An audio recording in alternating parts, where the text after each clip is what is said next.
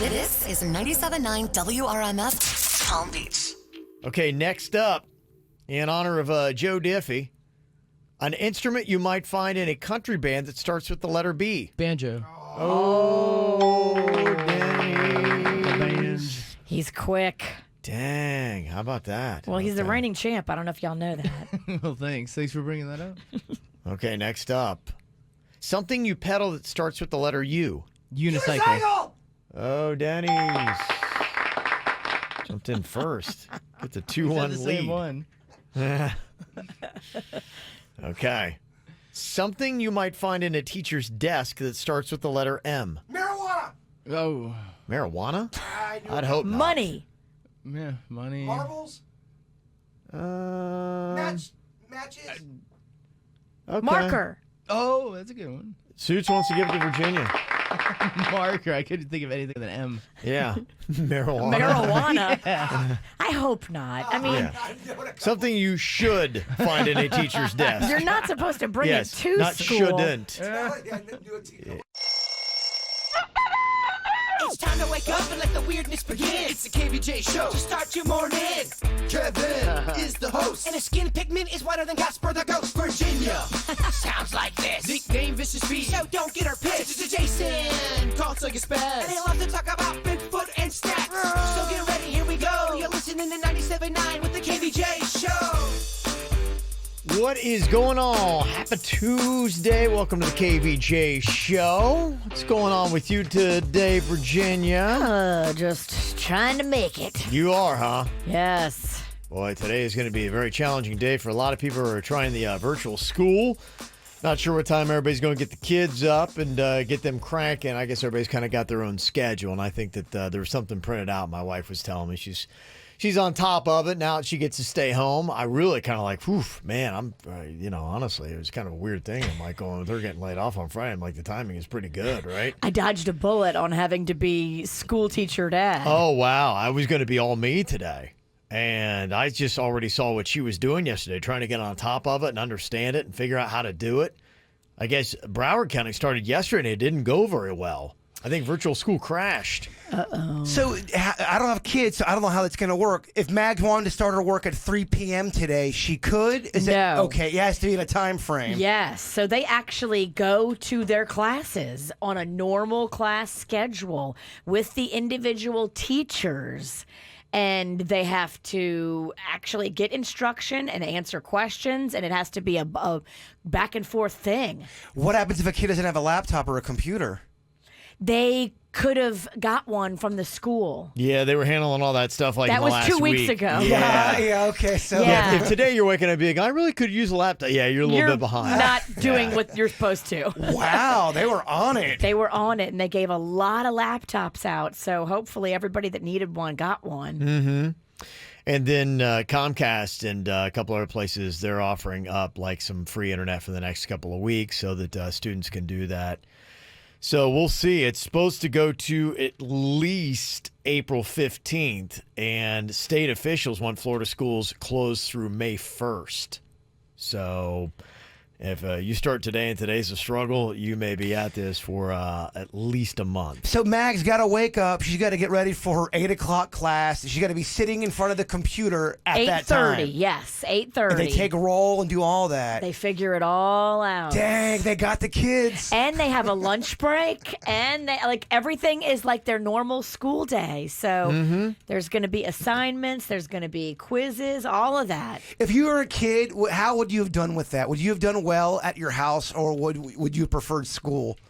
I would have preferred staying at home, I think. Yeah. At least as far as the school did. But I really enjoyed the socialization of it. So I think a lot of kids are missing that. I mean, now it's easier to stay in touch with your friends with FaceTime and other things to do on that, playing video games and the such. But I still would have liked to have gone and hung out with my friends. So if Mags gets up and wants to go get a moon pie, does the teacher go, oh, Mags, not during the lesson? Or is it not that kind of... She's taking it serious, and she warned everybody in the house that nobody can come in her room until her lunch break. Wow, So she's not going to leave her room. She's setting herself up in there to where she doesn't have to leave until they break for lunch. I know I don't have kids, but I feel like I should have known all this. Like No, if you don't have kids, you wouldn't Yeah. know. Okay. There'd be absolutely no reason for you to know any of this. I have a kid and I don't know all this stuff.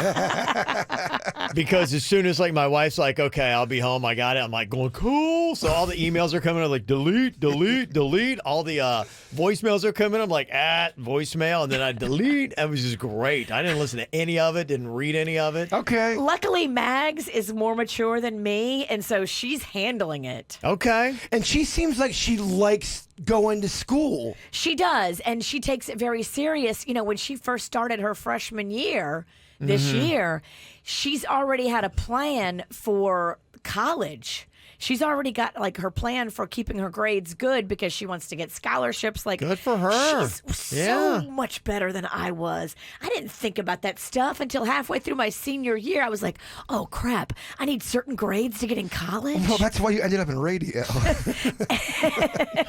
had a 2.5 GPA and I was proud. I mean, 2.5 in radio. You're like an Einstein. Yeah, it's pretty big. It's pretty big. So a lot of kids going to be back to virtual school here in South Florida today. So we're going to play a fun round of Stump the Bird coming up at 7:30 this morning. We'll take 3 calls from kids 6th grade or under, where you get to ask Jaybird a question and see if you can stump him. I don't know. I like this bit. Yeah. This one seems like it's going to publicly backfire on me. It might. It might. We'll see. Don't worry, Pumpkin. Yeah. None of us can probably get it. Yeah. Ralston included. Yeah, so get your questions ready, 6th grade and under. That's going to be at 7:30 this morning. We're going to do our own education here today. I got a round of fact or fiction, but knowing our audience, it's going to be fact or fiction about popular snacks and candy. So, Okay. yeah, so the kind of questions the bird actually will not be stumped on, we'll see. That's going to be coming up. Also, we'll check in with the March Fatness snack bracket you can vote on right now. It's down to the championship, Snickers versus Reese's Peanut Butter Cups. Who's going to be the champion? Go and vote right now at kvjshow.com. It's the KVJ dirt of the day. It's the KVJ dirt of the day. Virginia, take it away, cause you know we need that dirt of the day. Well, coming up in just a second in your Dirt of the Day, Matthew McConaughey has a little PSA for all of us, what we should be doing in this crazy time of the coronavirus. I'll let you hear that right from him coming up in just a second. Before we get into that, American Idol has had to scrap their plans of producing the show with a studio audience. Their plan is on hold, and judges will now be at their respective homes, and then viewers will decide who wins, and they play videos. So it will not be a whole show like we've become adjusted to for American Idol. They're going to change the way they do everything with even the judges at home. I mean, they're going to do this now. They're going to change the script on us now. How dare they? I haven't seen that show probably in 6 years now. I don't think anybody's really watching that anymore. I tried to watch it the other night because it was on, and I was just like, hey. I was watching a little bit of The Voice, too. That gets pretty cheesy and hokey, too. They all are. In fact, American Idol was voted one of the shows that they wish people hadn't brought back. And it must be getting good enough ratings that it's better than whatever schlum they're going to put on there in its place. So it's on for a reason, I guess, but I don't get it. Well, Ed O'Brien, one of the guys from Radiohead, is posting an update saying he probably has the coronavirus. He was suffering for a while from flu-like symptoms and isolated himself, and finally is saying that he is recovering. He took to social media to tell everybody that it's about 2 weeks that he's been struggling with it, but they were pretty certain it was coronavirus. Scary stuff. And finally here, Matthew McConaughey has a little social distancing public service announcement for all of us. Here's Matthew. We are at war with a virus, and healthcare troops and first responders are on the front line fighting it every day. Let's join the fight by staying home. Staying home is not a retreat. It's the most brave and aggressive weapon we have against this enemy. Because when we do stay at home, we help prevent overwhelming our hospitals while buying time for our scientists to find the vaccine. And that is how we beat it. Okay. Matthew McConaughey. I mean, when Matthew's talking.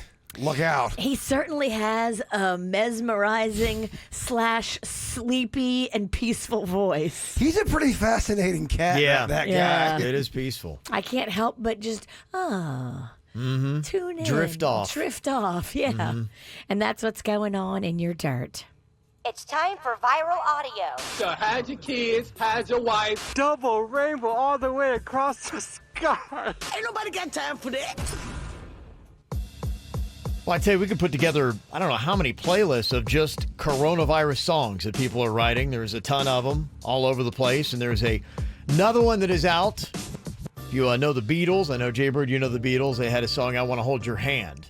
Back in the day, you can only imagine, here is the coronavirus message attached to an old Beatles song. There you go. I mean, it sounds just like the Beatles. Yeah. The production is great. Lyrics, not so much. It's tough, man. It's everyone's saying the same thing. How much can you say about washing your hands? Yeah. No, but you're right. The Sounds like the Beatles, though. Well, that's Bob Rivers who did that. He's the guy that's done the Twisted Tunes. He finally came out of retirement. He actually, the drum kit that they use, he's got a studio in his basement, is a drum kit the Beatles actually used. Well, you know a lot about this Bob Rivers. He's a legendary radio guy. legend, yeah. Yeah, That's radio legend. very cool. We've known him for many, many, many years. You actually know him? Yeah. Nobody does better parody songs than him. He's kind of like the king of them. He's a cool guy. Yeah, he's a good dude. He's a good dude. His parody songs are always like on point. They sound just like the real artists. And, I mean, he's been in the game for a while. We're not worthy, Bob. yeah, he's good. So there you go. The latest coronavirus anthem. Do you need more KVJ Show? Find everything KVJ at kvjshow.com. What are you thinking about? What are you thinking about? What's on your mind? Are you thinking about? What are you thinking about? What you got in your mind today, Jay Bird? Don't you hate when you can't find something, but you know you just saw it recently, but you can't find it? Yes, that happens to me all the time because Rocco loves to take things and move them and hide them. yeah. I have found my car keys like out in the yard at the end of the driveway in the geez. grass hidden. That's rough. Yeah. Like, really? Who does that? Well, I've been looking for my Connect 4 game because I know that I have it. I saw it recently, and I've been wanting to do a match with Denny's, do a little, I love it. just how you're doing your cooking videos. Video it. We're going to do Connect 4. I love it. So I finally find it 4 hours later, and I open it up, and it has all of the red pieces are gone. It just has the black pieces. Why would that even happen? It's going to be hard to play. It's so annoying. Sounds like drinking was involved. I was just trying to figure out why would every piece of the red be gone and then just the black. I had to have done Did someone poach him for checkers? there might have been a poaching Yeah. going on, something like that, because it's Yeah. an old Connect 4. I mean, has Rocco been staying with you? I'm just as bad as Rock. I couldn't find my keys either, and they were in the back of my one closet earlier. Yeah. In the closet? Yeah, because I was in there earlier looking for the Connect 4, and I had my keys in my hand. It was a mess. That's a mess. It was a mess. They normally wouldn't be in the closet. We need to get you a key hook. I know. Where you have a little hook right by the door, and then you come in and you hang them immediately. I have one, but I just never use it. Yeah. Never mind. But do you have any? Do you have Connect 4? That is one thing I don't have. No, I don't have Connect 4. I've got board games. I've got Uno. I've got other stuff. I don't have Connect 4. Connect 4 is not on the The shelf. radio station has one. We got the one we have. It's nice. It's a deluxe, big old chips. Like, I don't know, man. Baby, you're now you're size of teasing little me. Debbie's. I mean, it sounds like that's why, somebody's yeah. bragging. Oh, you're gonna have Connect 4 envy with me, man. I'm I telling know, you. and I don't I'm- have a lot of nice things, but I got a nice Connect 4 board. And I'm not allowed to go over to Kevin's house, so I can't use it, so I have to get one. Maybe I'll bring it in here. We can all play. I wanna play with Denny's. I'd like to do it today. I'm really yearning to play some Connect 4. I saw someone else playing it on social media. It's one of my favorite games. And I can't believe y'all don't know what smoke before fire means. Y'all don't know that. No. That's the checkers and Connect 4 way. Smoke before fire, black gets to go before red. That was always a rule. Okay. There you go. You're learning, Virginia. I am. What you got in your mind today? Kevin, do you realize you're blowing up on TikTok? No. Well, you are. There's a current trend on TikTok, and it's called how everyone else views my parents. Oh, I did. And how yeah. I view oh, my is that, Yeah, I know. parents. Caitlin did a video. She showed me. Caitlin did a video, and what it is, it's like when it starts out, and it's like pictures of mom and dad looking like they look on their Facebook page, just normal, and then it goes to pictures of mom and dad that are not so flattering. Did you Yeah. see those? Yeah, she showed me the video. Yeah, it's kind of funny because the one that she had.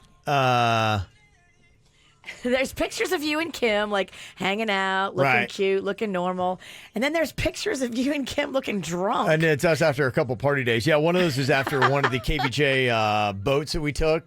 The one boat party that we had. The Pontiki? Yeah, the one Pontiki party we had. That was it was deadly. all crazy in Boynton. Yeah, it was just kind of a mess.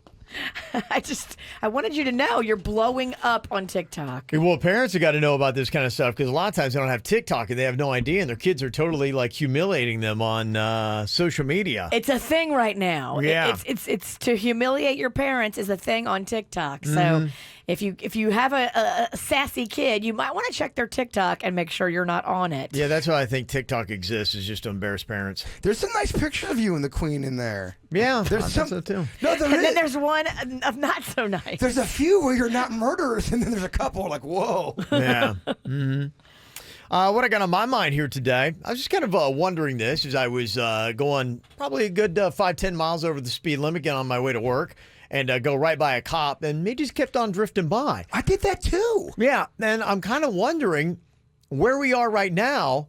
Are officers less likely to pull you over for any kind of traffic infringement and give you a little bit more benefit of the doubt because they don't want any kind of social interaction? You May Be Right by Billy Joel came on the radio, and I got so excited. And I was doing 45 miles an hour, the speed limit, and then halfway through the song, I looked at, I'm doing 60, and I mean, fly right by a cop, and I thought, oh, it's lights out, baby. Did nothing.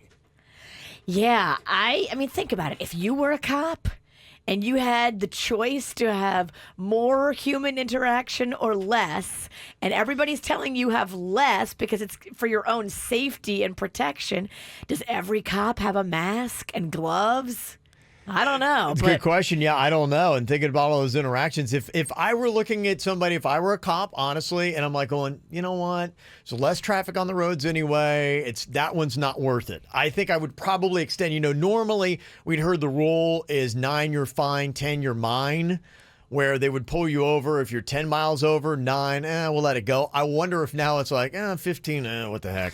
Yeah. I'm going to sit here unless I see you drinking a beer. Right. Like, they're not going to pull you over Yes. unless you're so obviously doing something like 20 miles over the speed limit. If a cop's behind me, he's like, if I pull this dude over, there's no way this guy does not have coronavirus light at least. It's a dirty truck. Just by looking at my truck, it's like, dude, just... Someone's not been practicing That cleaning. guy hasn't washed his hands since the 80s. I'm just gonna let this guy go. This could be to your benefit right now. I think it is. The dirtier your car looks, the less likely the cop wants to pull you over and interact with you. I mean, I'm not sure how much driving y'all are doing, but anytime, even in the midday, there's not that much traffic out. There's not. I mean, I am barely driving anywhere, but I noticed the same thing. Even like on North Lake, when I went to go to Bud's the other day, I normally despise North Lake Boulevard because it's a disaster and a traffic mess. It was actually really loose. I wouldn't call it a ghost town by any means, but it reminds me of when I first moved to Palm Beach Gardens. It's not congested. Yeah, it looks like Saturday morning traffic, like 8 a.m. In 1989, yes. Yeah, that's a different thing. Somebody just texted in and said, yeah, my son lives in Ohio, and he said the cops there are not pulling people over. He went flying past one the other day, and it didn't faze him. And I know from growing up in Ohio, boy, the highway patrol there is, man, they do not play. Just think about it. I mean, you're a cop. You don't want to catch this thing either. So you limit your interaction with people that could have it. I wasn't even trying to speed. I got that Billy Joel in me, and I've seen you before. You know how it fly past me on 95. Well, hold on. I take it. All right, let's tone our words. You've been speeding for a while. I'm not a speeder. Well, just to let you know, the cops are listening and said, I just pulled somebody over for 10 over earlier this morning, and I have gloves and a mask. I'm not scared. And a flat top. Yeah. Definitely has a flat top. Definitely has a flat top. Yeah. And yeah, he's pulling people over. He don't care. Okay, so it depends. Unless you're into a flat top cop, if he's got a mask on and gloves, and you blow past a flat top cop at 10 miles an hour, you're as good as pulled over. You're done. You're just done. Coming up here, we're going to check in with the March Fatness snack bracket. We'll see exactly what the score is on that. It's ticking down. Your time to vote is wrapping up here with the month. Go right now to kvjshow.com. And I've also got some fact or fiction, and it is all based on some of the popular snacks that we have. Ooh, okay. This is, wow, all right. Yeah. What do you think? Fact or fiction? Reese's Pieces actually have 0 chocolate in them. There's no chocolate in Reese's Pieces. The Pieces, I'm going to go, that's a fact. You think that's a fact? What do you think, Virginia? I love to argue with him. I'm going to say it's fiction. Okay. Is there actually no chocolate in Reese's Pieces? You'll find out coming up. If you love KVJ on the radio, you'll love them even more on Instagram. Follow at KVJ Show. 97.9 WRMF. Okay, well, I guess my theory was bunk. I was just curious, are cops a little bit more afraid to pull people over? And do you have a little bit more of a cushion than you normally did because you're like, I don't want to deal with somebody who might be infected with coronavirus?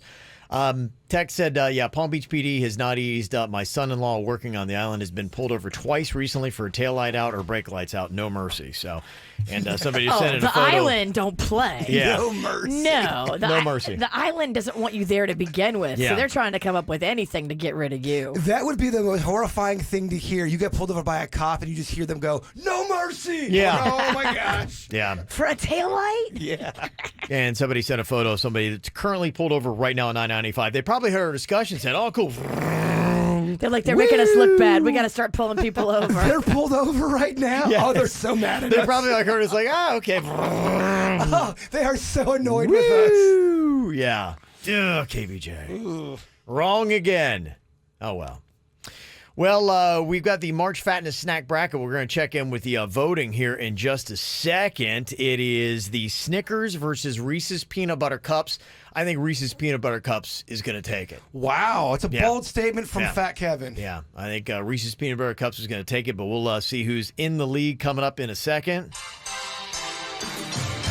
It's time to gain some knowledge. You learn more here than you would in college. We're the smartest radio station. We are the leaders in education. Is it truth? Is it lies? Kevin's the host. He's got beady eyes. Fact or fiction? Well, everything we're going to be doing here today has to do with snacks for the March Fatness snack bracket that is just wrapping up on our website at kvjshow.com. I don't want to blow this. I'm going to look like a poser. Oh, yeah, you will. Yeah, this would be really bad if you don't do well here, Jaybird. It's 50-50 chance, though. How tough can it be, right? Never did good on true or false. That was my worst thing in school. Really? Well, research papers, too. Okay, yeah. Multiple choice wasn't great either. Okay, Fill in all the right. blank was awful. Okay. All right, what do you think about this? I'll start off with Virginia. This might actually be kind of some foreshadowing to our possible winner in our March Fatness snack bracket. The most popular chocolate candy in the U.S. is Reese's Peanut Butter Cups. Is that fact or fiction, Virginia? Most popular chocolate candy, Reese's Peanut Butter Cups. I'm going to say fiction. Gonna say fiction on that. Oh, it is. It is, yeah. Wow. According to a recent survey, they put that one, followed by M&M's, Snickers, Hershey's Kit Kat, Twix, Three Musketeers, Hershey's Cookies and Cream, Milky Way, and Almond Joy. I'm sorry, but Three Musketeers don't even belong to be on that list. No, it's gross. That is some whack candy right there. Okay. Apparently somebody likes it. What do you think about this, Jaybird? Fact or fiction? M&M's had a chance to be the candy featured in E.T., but they turned it down. Fact. You're going to say fact on that? Yes. And then Reese's Pieces jumped at the chance and saw a 65% jump in profits because of that movie. Wow. So I love the cup. I cannot stand the Pieces. I don't like. It's a different kind of peanut butter. I don't like the PCs either. They're not. It's not good. I feel like there's a different ingredient compared to the cup. Okay. All right. Not loving it. You feeling me on that? Absolutely, I feel you on that. I'm not a fan of the PCs. On paper, I should love them, and I don't. You're obviously not an alien then. Aliens love them. Talk to my ex-girlfriend. Fact or fiction, Virginia? Reese's Pieces have 0 chocolate in them. Fact or fiction? 0 chocolate. I'm going to say fiction. Going to say fiction. You do not know your candy. I'm doing great. That's actually a fact. Yeah, they're mostly just peanut butter in a candy shell. In fact, Reese's Pieces actually have vanilla flavoring in them. That's what that is. Not chocolate at all. Might be one of the reasons why you don't like them either. Yeah, baby. Fact or fiction, Jay Bird. The Baby Ruth candy bar is named after former New York Yankee Babe Ruth.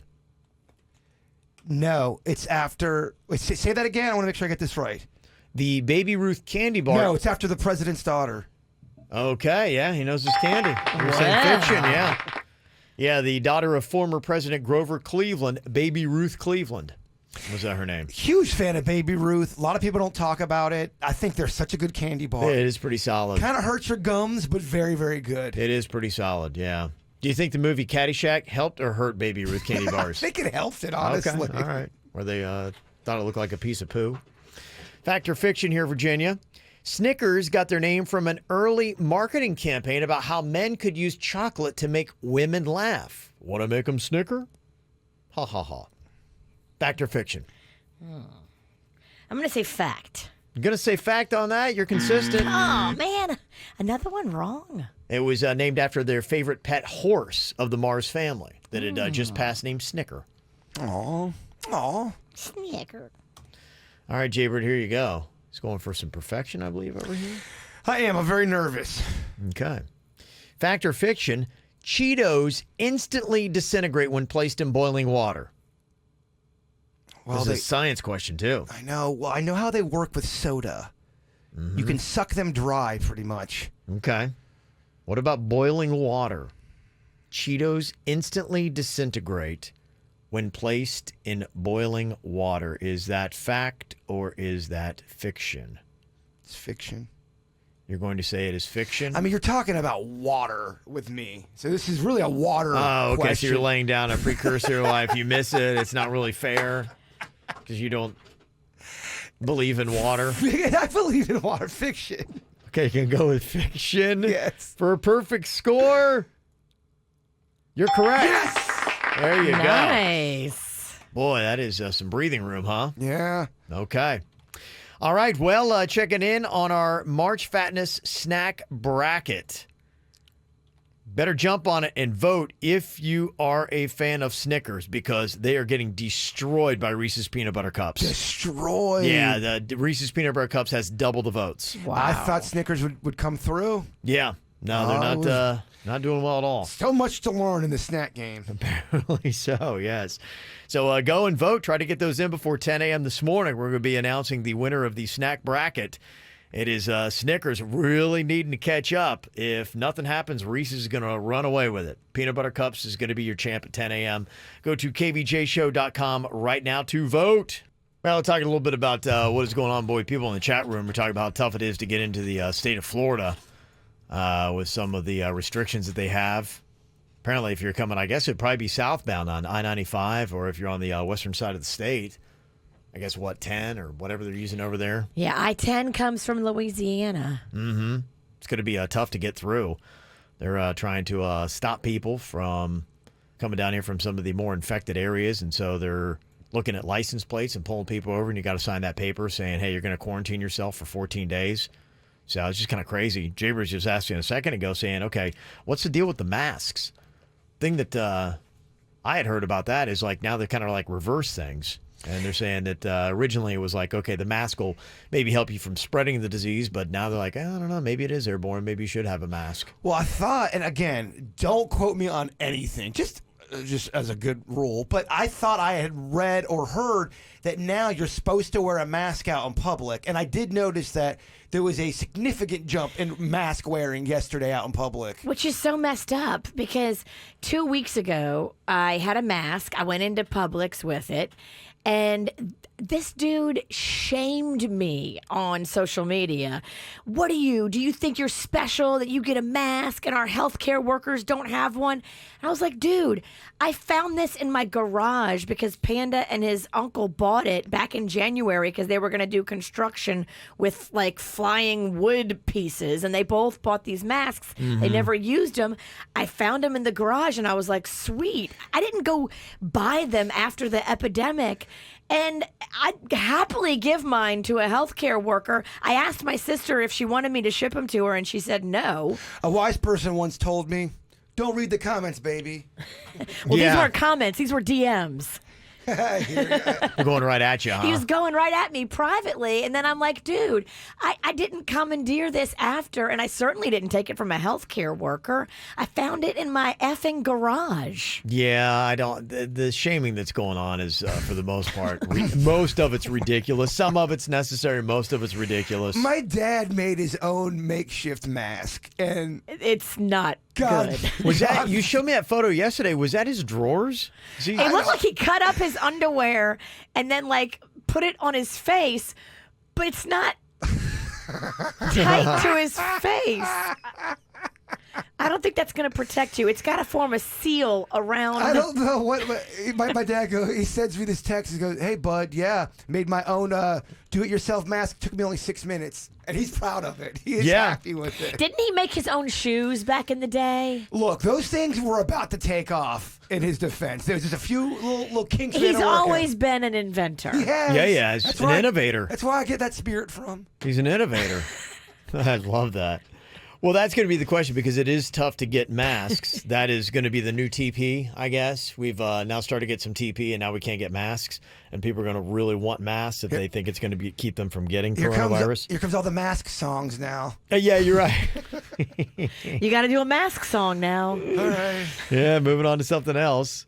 So that's going to be the new thing people are going to go for. But I know they've talked about different things that even people in hospitals, some of the frontline care workers who are out there were using different things. And I think they're saying this would work like a mask would. If you would take this and you could use other things, take articles of clothing or whatever it is you might do. And possibly that could help you out. So I'm sure online you'll have, if you need to try to make your own mask, what you can do if you're going to be going out. But that's probably the thing. You'll probably now, if this really starts getting out today and people start hearing it, probably by this weekend, you'll see everybody walking around with some kind of mask on. So do you want my dad to make a little video on how to make your own homemade? Out of your underwear? Not with his underwear. I actually do. I would like to see that, yeah. Because I do have a pair of tighty-whities I never wear. I think they're actually never worn. And please tell me he's not going to use the skid mark part. No.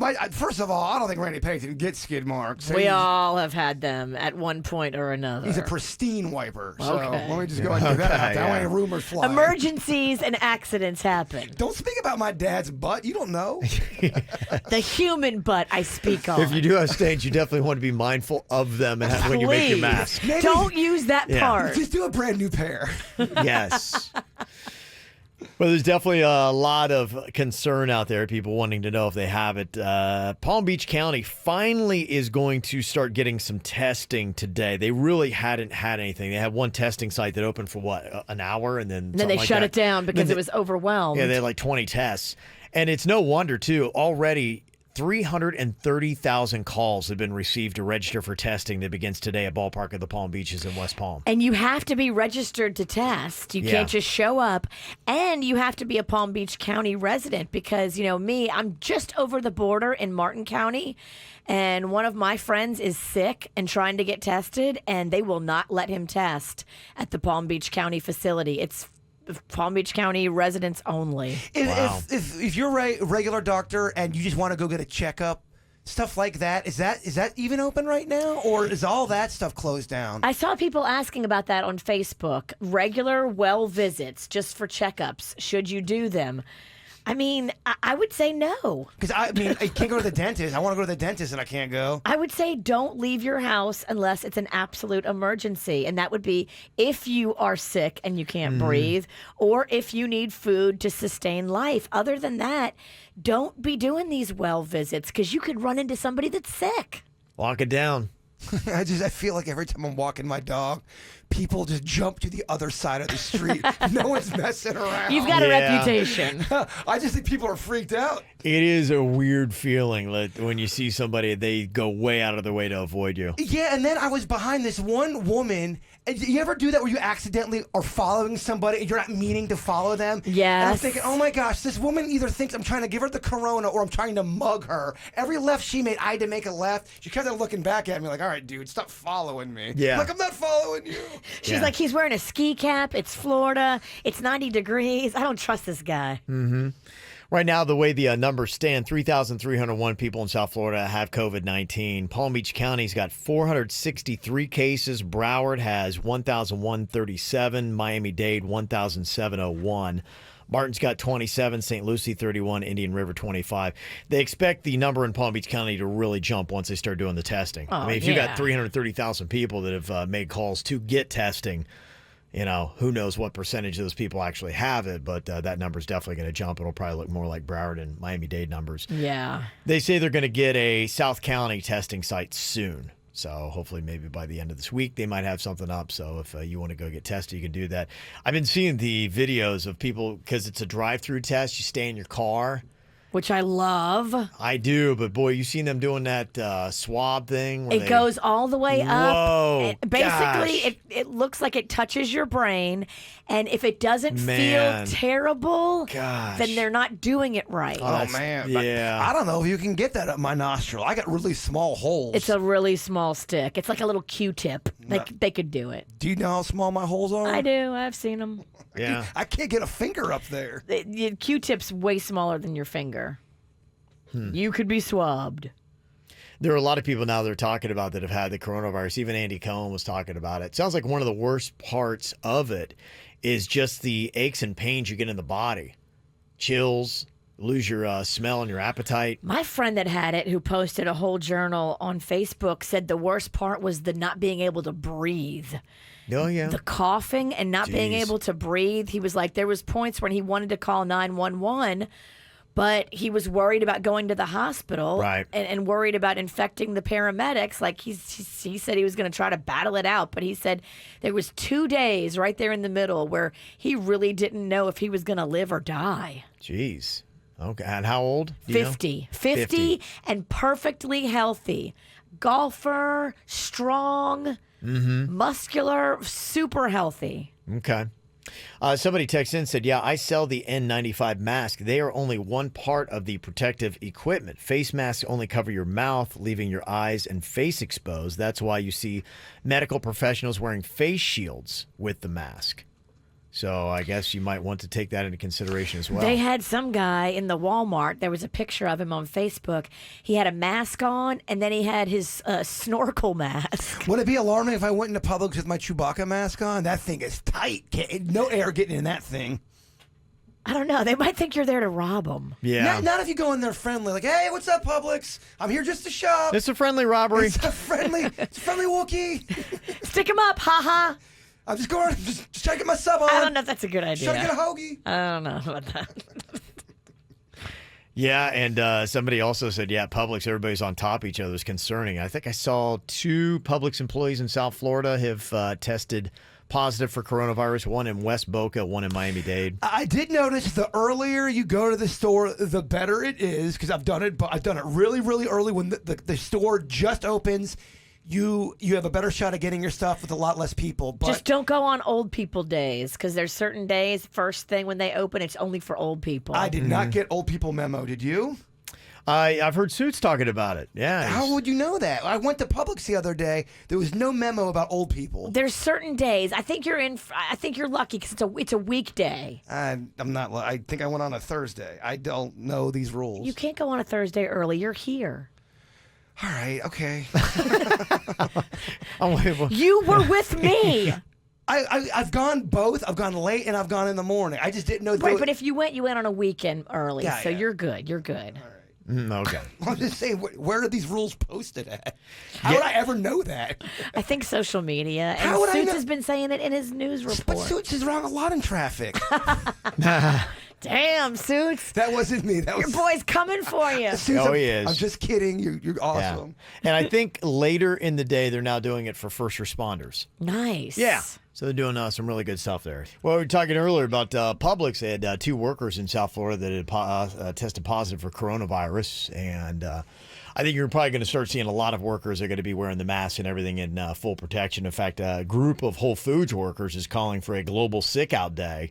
I know Amazon, their parent company, was doing that as well. Some workers in some of their transfer plants, they're trying to force the parent company, Amazon, to allocate the necessary resources for us to do our job safely. So I think you'll probably really start seeing that picking up here in the next week, where workers hopefully will start getting the necessary supplies they need to be able to do their job completely safe. And somebody gave us a little heads up. Joann Fabrics is giving out free kits to make your own non-surgical masks. The Palm Beach Garden Store has a bunch. Nice. Kind of- I love that Joann Fabrics in Palm Beach Gardens. I used to always be up in there. Me too. I love that place. What's the other one? Michael's? No. It's Hobby Lobby or Hobby Lobby, yeah. That is amazing. You can buy all little furniture for my figures there. If you like going to Joann, you got to put the Joann app on your phone.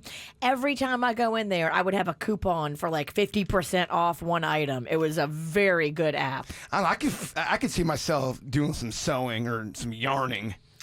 Yeah, I've got a sewing machine. You know, Grandma Helen, who's 96, gave me her sewing machine from the 1950s. I have it. Does knitting seem like that'd be meditative or really annoying? Not for me. No.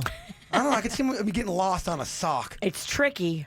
Yeah, it is. I don't know. I'd be good at it. Yeah. I think you have to have good dexterity with your fingers, and I think you know where I'm going. Yeah, I think I can. I think everyone can hear you ramping up for an insult. Yeah. Yeah, it's All coming. right. It goes without saying then. Yeah. There's a lot of people with everything going on, coronavirus, looking for some escapes. And Netflix provided big time this last week. They had Ozark Season 3 that came out, and some of the responses that I've gotten have all, for the most part, been pretty positive.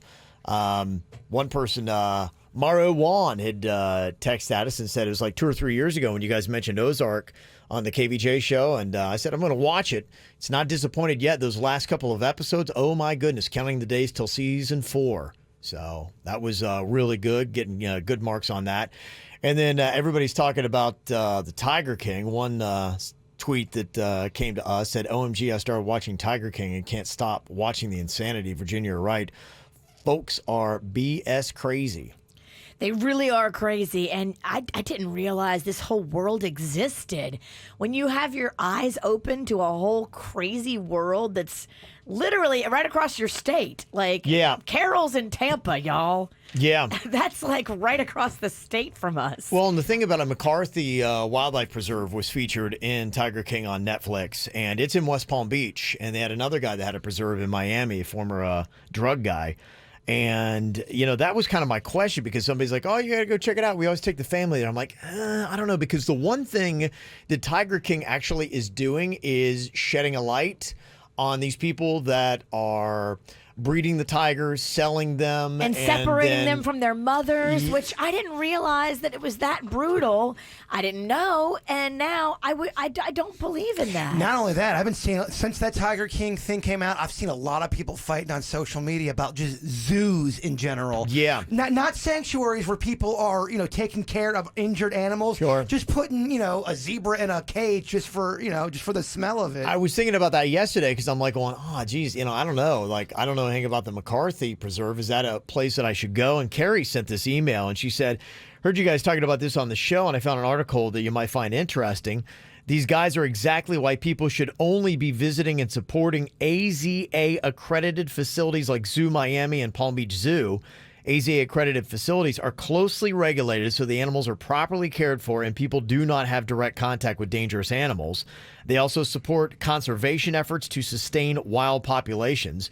Please do your research before you visit a facility and only support the ones who are committed to your safety as well as the animal's well-being. Okay, so AZA also supports Lion Country Safari. Okay, good. So if you have questions about that, but I don't know, does it support the McCarthy place? You got to look that up. And I want to throw Bush Wildlife in the mix of a place that is awesome, that's amazing to go to with animals. Oh, yeah. I mean, they are a hospital for animals that are sick and injured. And then if the animal is not able to go back out into the wild and fend for themselves because they would become easy prey, they keep that animal for the duration of that animal's life. And they care for it and they feed it.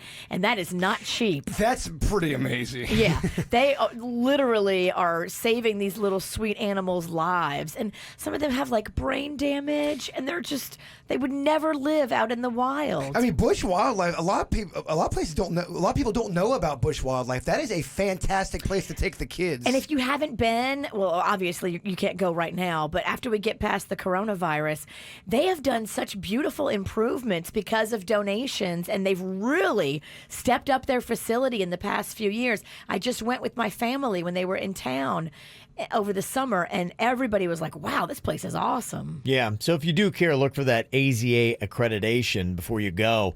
Some of the places, in fact, the Doc Antle, he's the guy that is from Myrtle Beach, South Carolina. He was featured in that. And at the end of it, they say that his place got raided in December of 2019, just to see exactly what was going on.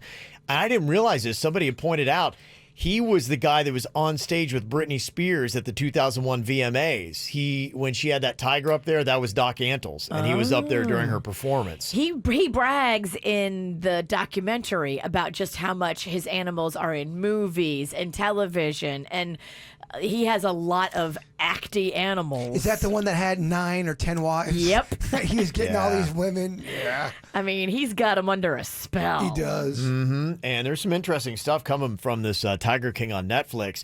Hillsborough County Sheriff is asking for new leads in the disappearance of Jack Don Lewis, the ex-husband of Carol Baskin, who is featured in the Netflix series Tiger King. He was last seen on August 18th, 1997. His van showed up at a small airport. They don't know exactly where he went. The keys were still in the van.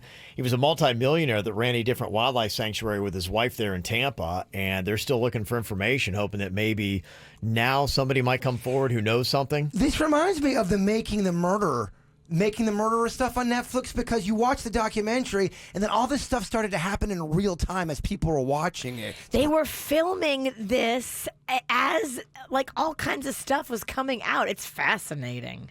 And the thing that I thought was really fascinating watching it was Joe Exotic, who's the star of Tiger King. He is a country music star. So that was a story about this woman I was just telling you about, who's suspected, or some people think that Carol Baskin had something to do with her husband disappearing, that she fed him to the tigers.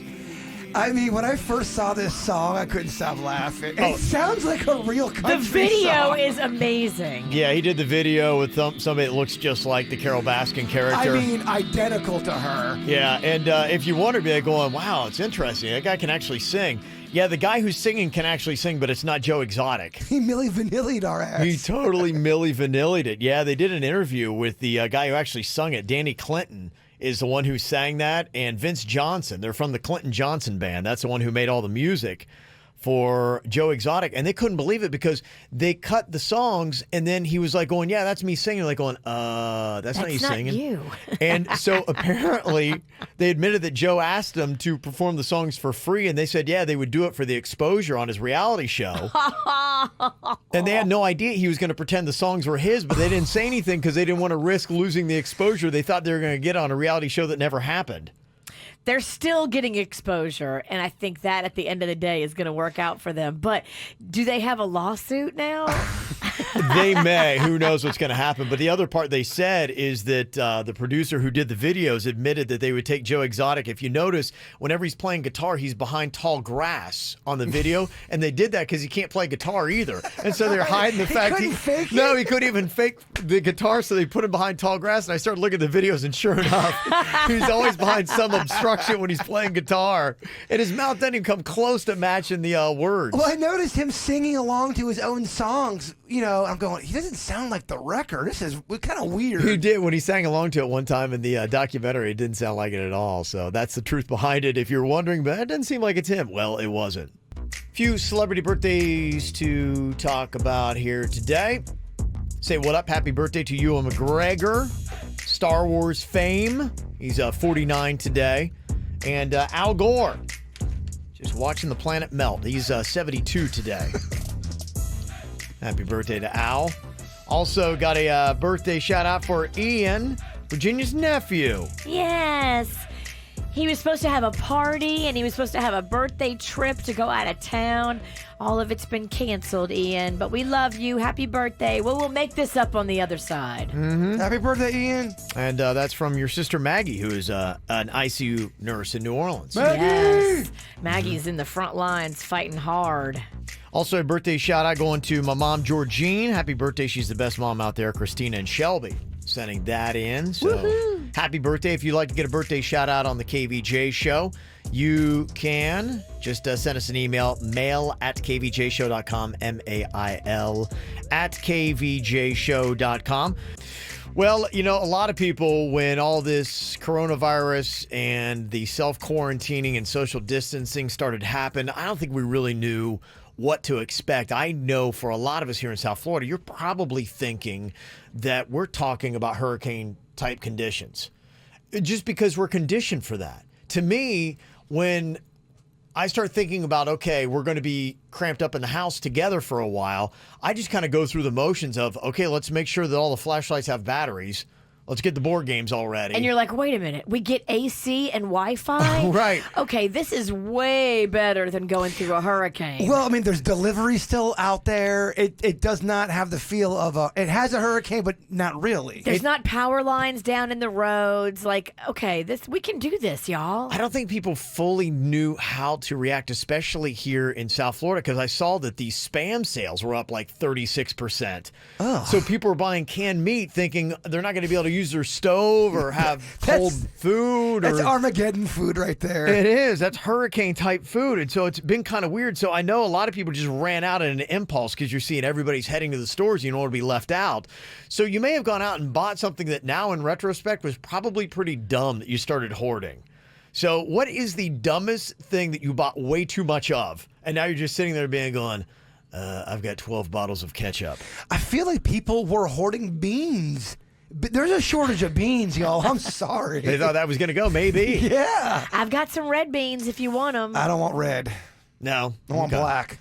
All right, well, I'm just kind of curious if anybody's gone out and done this. What are you now looking back on saying, maybe I shouldn't have done that? Okay, well, when we first started hearing that we were going to have to stay at home for maybe an extended period of time, people started running out and buying toilet paper. Why? We still don't even know that. I still am really confused by that phenomenon and why that happened, and still was seeming to continue to happen over the weekend as Jaybird went to Walmart, still couldn't find TP. I'm like, really? I went to Publix. I couldn't find it either. Really? TP or beans? Or beans?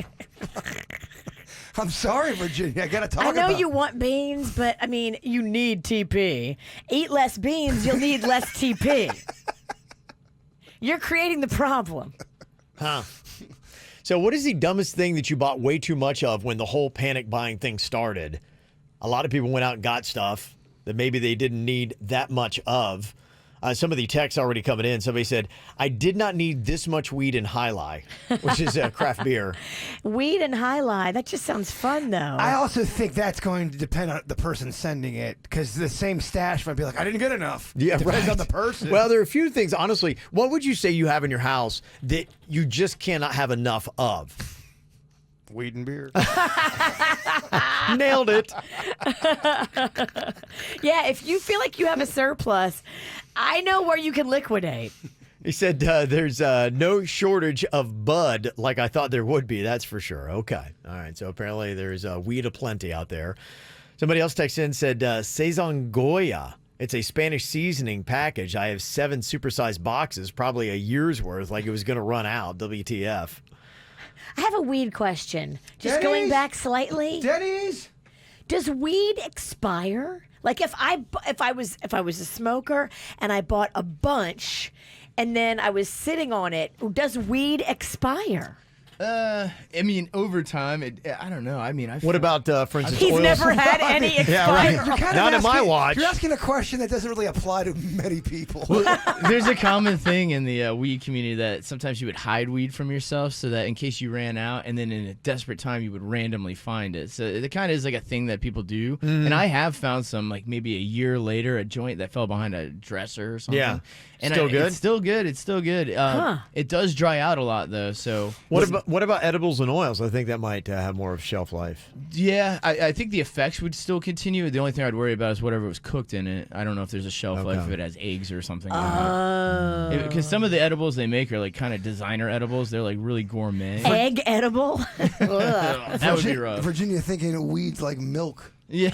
I don't know. I'm just asking the question. Well, weirdly, Colorado is one of the meccas for weed, but it's so arid out there that you have to buy humidifiers, kind of what people keep cigars in to keep them nice. You have to buy those for weed out there because it's so dry, and then it just singes immediately when it gets that dried out. I mean, this is when this guy shines. Look at him. Oh, So in Florida, you don't have that problem. don't have that problem. You can keep it just in a bag. Your dank keeps dank? Yes, it stays dank. Okay. It's good news. It is. Thank you for learning us. Oh yeah. Home run, Denny. Yeah, killing it. What did you buy way too much of when the whole panic buying thing started? Somebody said, I bought 8 giant bottles of ketchup. It's a lot of ketchup, but I get the panic. I understand. I mean, I bought a crap ton full of Uncrustables. And then you ate them all. I did. I don't have an Uncrustable left standing. I've been an Uncrustable hoarder. I admit it, and I'm sorry.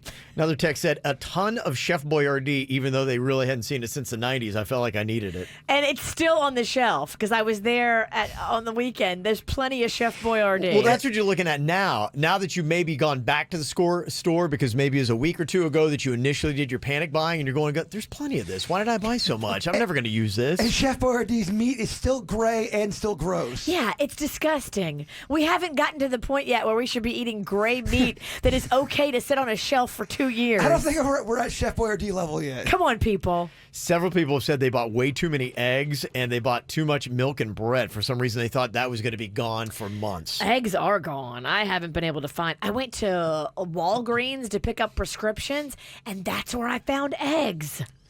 Yeah, you can find little gems hidden in certain areas. Random places. There ain't been no eggs up in the Publix. Dumbest thing you bought way too much of when the whole panic buying thing started. Somebody said, I bought 3 tubs of hummus. And nobody in my family eats it. Aww. 3 tubs of, I know that move. It's okay. Don't be so hard on yourself. Somebody said an uncomfortable amount of pistachios. They're not cheap Those either. are so expensive. I bought Denny's a bag, and they were unshelled. I didn't see the price. I paid for them up at the cashier. $18, Yeah, man. they're the Cadillac of nuts. $18 for a sack of pistachio. I said I bought so much mayonnaise. We actually sat down because we were so bored over the weekend and figured out I bought the equivalent of 4 years worth for my family. we have mayonnaise and everything. Yeah. Wow. Okay. So a lot of people were buying some very interesting things. My wife bought like 200 toothbrushes. Okay. Mm-hmm. Okay. Who knows why? But people were doing that. That is the amazing thing, boy. When you get people, a little bit of fear out there, a little bit of panic, people start going crazy, don't they? Yeah, there goes the beans. Yeah. There it goes. Somebody else said, yeah, ton of quinoa. And my whole family hates quinoa. So there you go. A lot of stuff like that. Well, who knows how much longer we're going to have to maintain with the social distancing. It looks like pretty much at least through the month of April, we're going to be on lockdown. And who knows if any new announcements are going to be made as to exactly how long it's going to be. Basically, school's at least going to be till April 15th. And Ron DeSantis said yesterday that we should do the safer at home policy until then. And they're starting to enforce it, too. I saw that they arrested 5 people trying to get onto some beaches on Palm Beach. Good. Were they to throw a net over them so they don't have to touch them?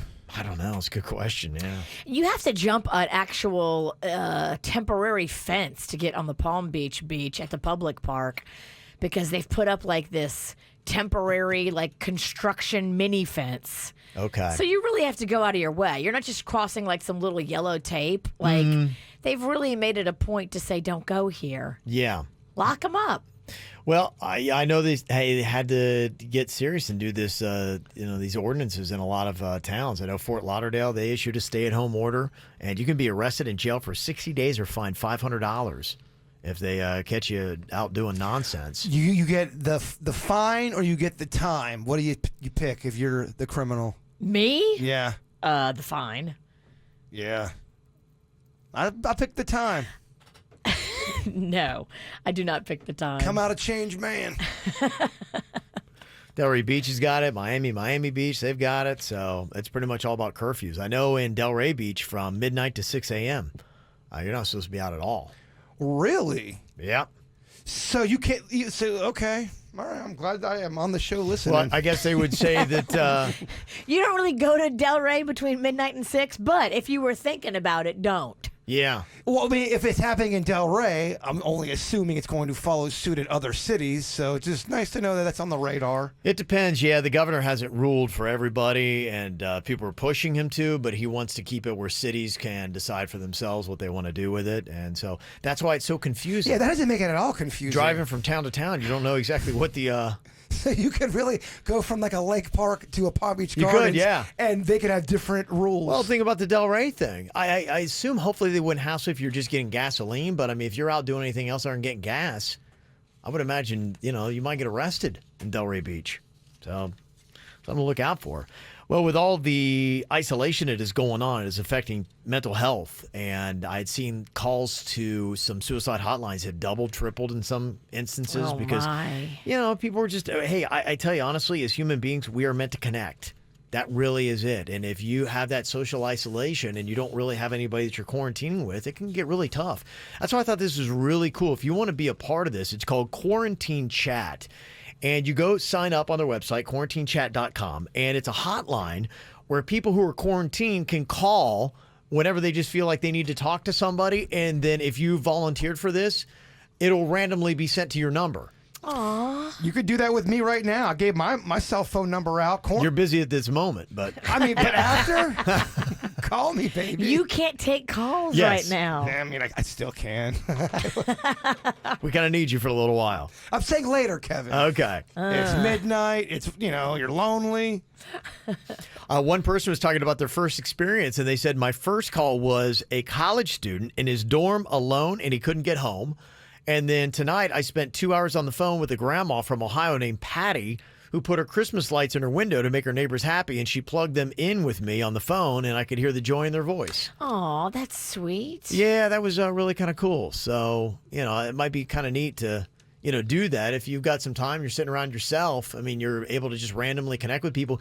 You might wind up really talking to some fascinating people. The help that you might do for somebody who obviously just needs some kind of human interaction that, sadly, there are a lot of people who can't get anywhere else. You can do some really good stuff. It's quarantinechat.com. Quarantinechat.com. Thank you. .com. Yeah, you can go and check that out. All right, time for another round of Denny's or Animal. I know last week we had some sick animals. Sounded like they might have tested positive for coronavirus. I think our animals are better this week. Okay. So we're going to see here if you can tell the difference between the real animal noise and our producer Denny's making the animal noise. Rose is on here to play from Palm Springs. Hello, Rose. Good morning. Good morning. How are you doing today? I'm good. Good. Okay, we've got Denny's or Animal here for you. All right, tell us what you think. Is this the real animal or is this Denny's? The first animal we have for you, Rose, is a meerkat. A meerkat. Well, that's a fascinating sounding animal. Meerkat. What do you think? Is this Denny's or Animal?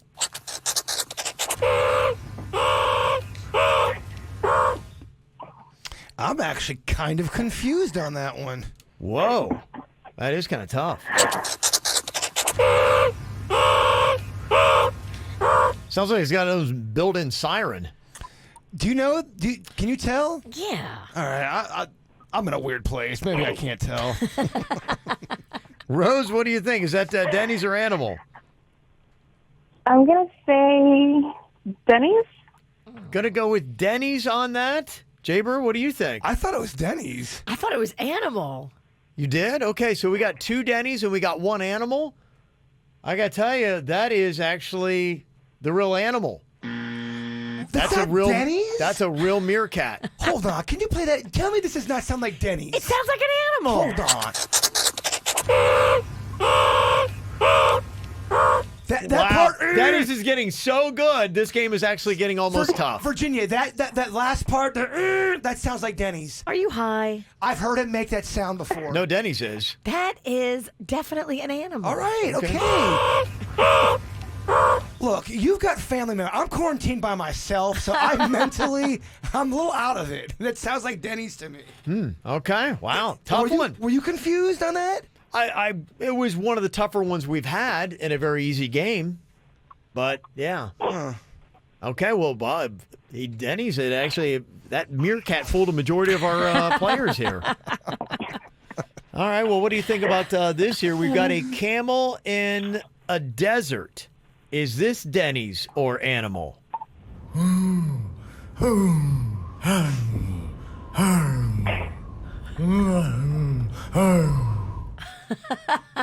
Okay.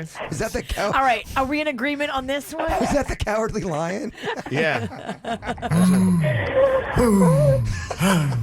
Oh, put him on. Yeah. Put him off. Oh, put him on.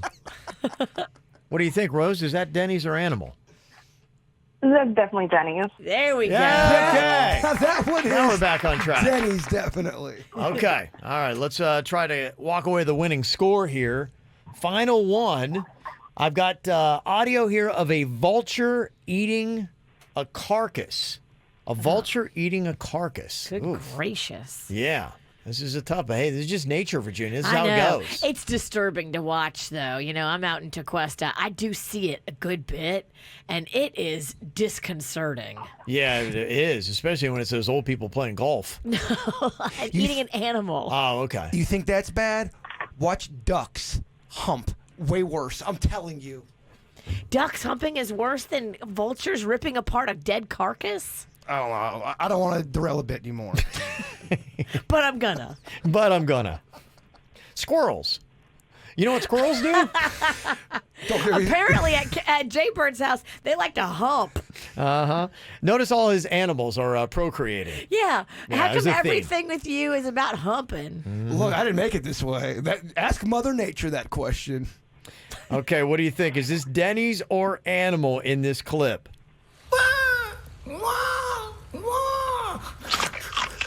Oh, wow, it's eating. I think it's a baby vulture, and then it flies away at the end. I mean, the production level on that one is fantastic. Somebody's stepping it up. Yeah, I mean, you could hear it sound like a young vulture. It's eating, and then it flies away. It sounds like year one vulture. Yeah, it is definitely a preemie there. Rose, what do you think here? Is that Denny's or animal? Is that a real vulture or is that our producer Denny's? I'm going to go with Denny's. Gonna go with Denny's on that one? Oh, okay. I'm getting word from the control booth. It is actually Denny's. How about that? Yay. Wow, very nice. Can I ask you for a favor? Uh-huh. Because people are giving me a hard time about that first clip with Denny's. Can he come in here and just try to make that sound so y'all can hear? I've heard him make that sound just because I don't want people to think I'm that crazy. Come in here, Denny's, and do your meerkat. Okay. Listen to the end of that clip, Denny's, and try to imitate that thing. Okay, this is the real meerkat we found out.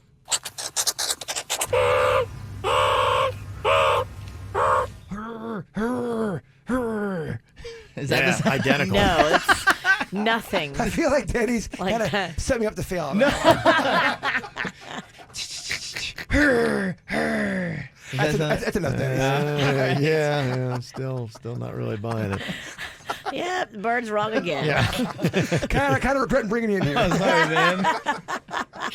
Well, we're doing what we can to help the service industry here in South Florida. It is one of the biggest employers. We are big on travel and tourism. It's our number one industry that we have in this state, especially here in South Florida.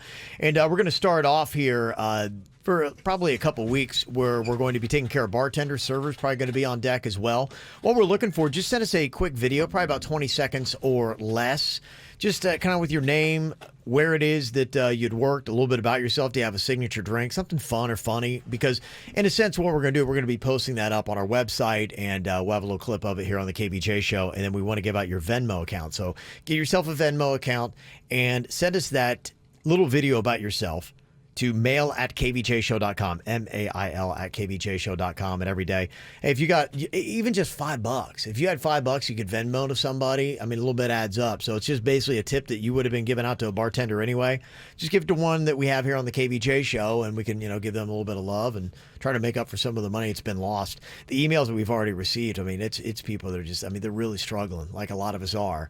And it's just tough for them to not have any regular income coming in. So, maybe we can spread a little bit here and there and do that. So our first round is going to be coming up at 8:30, but you can go on ahead and start making those videos, bartenders, sending those to us, mail@kvjshow.com, mail@kvjshow.com. Well, the virtual learning has begun this week in South Florida. Broward began yesterday. Palm Beach gets on it here today. And things, again, are kind of like just every day. You got to be very adaptable to what is happening, because it seems like we get new rulings, new orders. You don't really know what's going to go on. How long is this going to be happening? We don't even really know that. It could change. But right now, as far as the virtual schooling goes, that you are going to be doing the virtual schooling at least for the foreseeable future. Now, state officials actually want to push it all the way to May 1st. Right now, though, you're just in it until April 15th.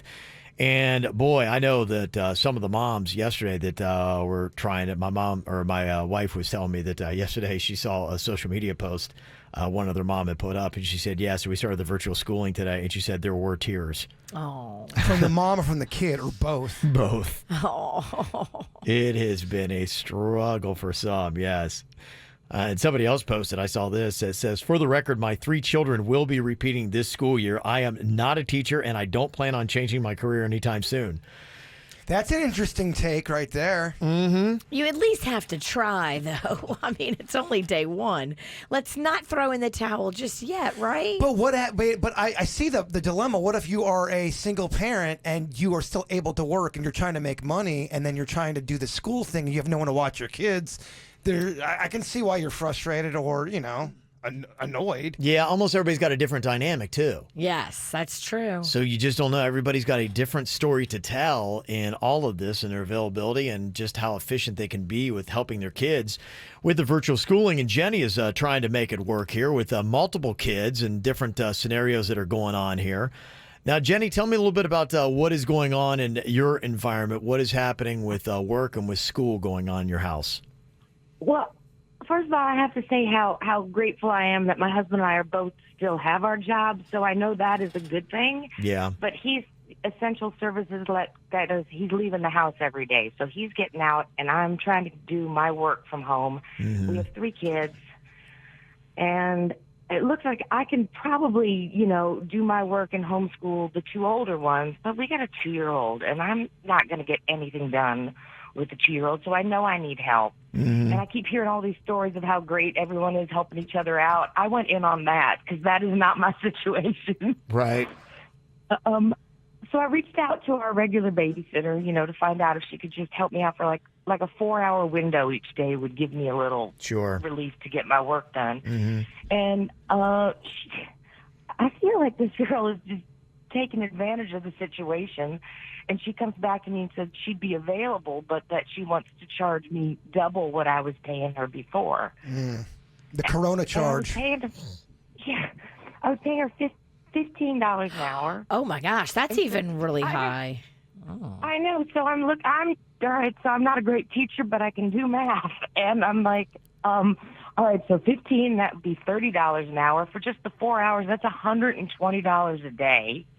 Oh my gosh! So at the end of the week, that would be $600, and then $2,400 a month. And wow! I've been scrambling to try to find something else to. I don't know what other people are doing. I would don't know how not. they're If I doing was it. you, I would not pay that. And I would just tell her, we're done with you. I don't need you in the future. You can't Wow. double the price of what you charged That's before. that's babysitter price gouging. That turn her ass in. Well, let me ask What, you can you this. do though. that? Is that one of those things that can you turn in babysitters that they price Well, gouge you? Let me ask you this. Not doubling it, but is it possible because it's you're going out there, you're risking your own health, you get a little bit of more because it's a high risk job. You're asking for a little bit more. Is Double? I'm not double. I didn't say yeah. double. I'm saying a little bit more. Right. This feels like at least a negotiation needs to go on. I mean, if you're right now, Jenny, struggling to try to find somebody else, and I don't know if you've looked, is daycares, would they take new kids right now in Virginia? I think they're essentially. I would not take my kid You to a would not. daycare right now. Okay. No. If you can keep them at home, please keep them at home. Now, if you have to go to a daycare, you have to do it. I mean, if the demand is out there, is the babysitter wrong to charge a little bit more? I would ask the babysitter, like, how are you justifying doubling your rate? I just want to hear you explain this to me. Was there any kind of conversation with that, Jenny? Oh, she did. She said, because of how things are going, she needs that money to cover her expenses. Which now what? I guess I could turn to my boss and say, I need more money to cover my expenses. Yeah, go to your boss right wow. now. Go in there and tell him you need your salary to double and see how that goes for you. It's ridiculous. No, this girl is. So she's going to solve all her problems by just doubling up her hourly fee for Jenny and babysitting. You can't afford it. I would not pay it. But I think it's a tough situation. But if that service is needed, like she's saying, she's having a hard time finding somebody to watch her kid. That means the market out there is. Some people are going to say, all right, yeah, if you want me, I'm going to go out and do it. I'm going to risk my talents. Put it on Nextdoor. I would put it up on Nextdoor and say, okay, here's my budget. I want to spend, 15 to 20 bucks an hour, and that's all I have. And then the only people that will respond to your ad are people that will accept 15 to 20 and tell this girl that wants 30 to go But scratch. now you're bringing strangers in. I mean, isn't that the whole point of social distancing? The babysitter is And a what could go- stranger too. And what could go wrong with, putting that up on Nextdoor or like a Craigslist? The babysitter's a stranger. You don't know who she's been in touch with and contact with. Anybody you bring in your house right now should be looked at with a stank eye. And then the babysitter would say, Yeah. I don't know who you're coming into contact with either. That's why I'm charging more. Absolutely. Wow. But no, you can't double your price for people in this kind of a crisis. I don't think. It doesn't feel right, but I don't know that there's anything to stop somebody. Well, it's just simple. Yeah, somebody texted in and said $30 an hour to come in contact with anyone right now is justified. Really? I wouldn't pay it. But then somebody said no other jobs are paying double. So, I mean, where does this babysitter think that she's deserved double her hourly fee? It's one of those things because where- she's got to come in contact with somebody for whatever reason. Or probably what she sees is the vulnerability that you have here, Jenny, and she's just taking advantage of it, saying, I know I've got her between a rock and a hard place. She's got to work from home. She's got to school 2 kids, and she's got a 2-year-old. And so I'm the one, I set the price here in the market because she needs my services more than I need her money. Well, isn't that called doing good business? No, I think that's taking advantage of people. Well, she doesn't have to, but the mom doesn't have to. This babysitter is a snake, and I don't like her. But the mom Well, doesn't. still. The mom doesn't have to use her. Yeah. I get that, but the babysitter is a snake. Okay. Steve is on here from Boca with a thought for Jenny. What do you want to say, Steve? Hey guys, how's it going? Good. How you doing? So I run an after-school program in Palm Beach County, and all the after-school counselors are part-time employees, so they are not getting paid right now. What she needs to do is contact the nearest elementary school, and there has to be an administrator on campus this week, and find out how they can get in touch with the after-school director, because all those counselors are definitely looking for work, and they're not going to gouge this week. Okay, there you go. That's a great solution. Okay. But then again, you're also you're mixing people. I'm just the only reason why I'm bringing that. Well, anybody you bring in your house is mixing people. That's my But point. she's saying she has to do it to get 4 hours of work done a day. Somebody else texted in and said go to care.com, care.com. Somebody else texted in and said, I'm a registered nurse and I don't even make $30 an hour. This is insane. Well, the babysitter doesn't want to babysit, and she's making it to the point where if I'm going to do this, this is what you're going to have to pay me. And that's, I mean, it's jerky, absolutely, but she doesn't want to get in contact with Karodi. I would never, ever hire her again, and I would tell all the other moms in the neighborhood what she did. Blast her on social media. Blast her. That's what Virginia would. That's what I would do. Just to let y'all know, here's what our neighbor is doing to hurt us in this trying time. Wow. Well, and this is a good point. Somebody texted in and said, well, imagine if nurses and doctors did the same thing as this babysitter. Of course they would never. And like, I know if I'm going to show up, I need double my money per hour. That's kind of different, though, because one's a babysitter and one's a nurse and a doctor. They're both jobs. They are, but you can't be a nurse and make the own rules. As a babysitter, you can. That's the difference. But you're a jerk. I'm not saying you're not a jerk. Right, yeah. A lot of times when people make money, sometimes they're jerky. Don't hire that babysitter and blast her in the neighborhood. Okay, so that's Virginia's approach. Now, do you pay it? Or you move on to one of these other services that somebody talked about, Virginia? I would not pay it, ever. Okay. I would not. I don't give in to terrorism. Okay. To me, I would try a negotiation. I would say, hey, look, $30 is a lot. 15, I get maybe a little bit more. Can we do 20? I mean, just 20?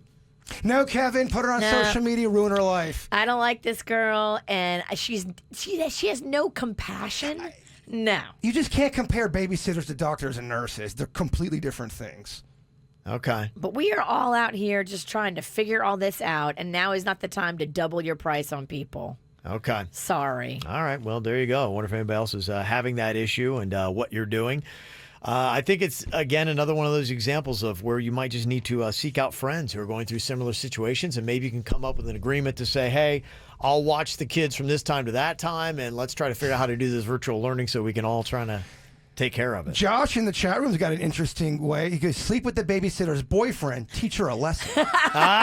There you go. That's the kind of solutions people come to the KVJ show for.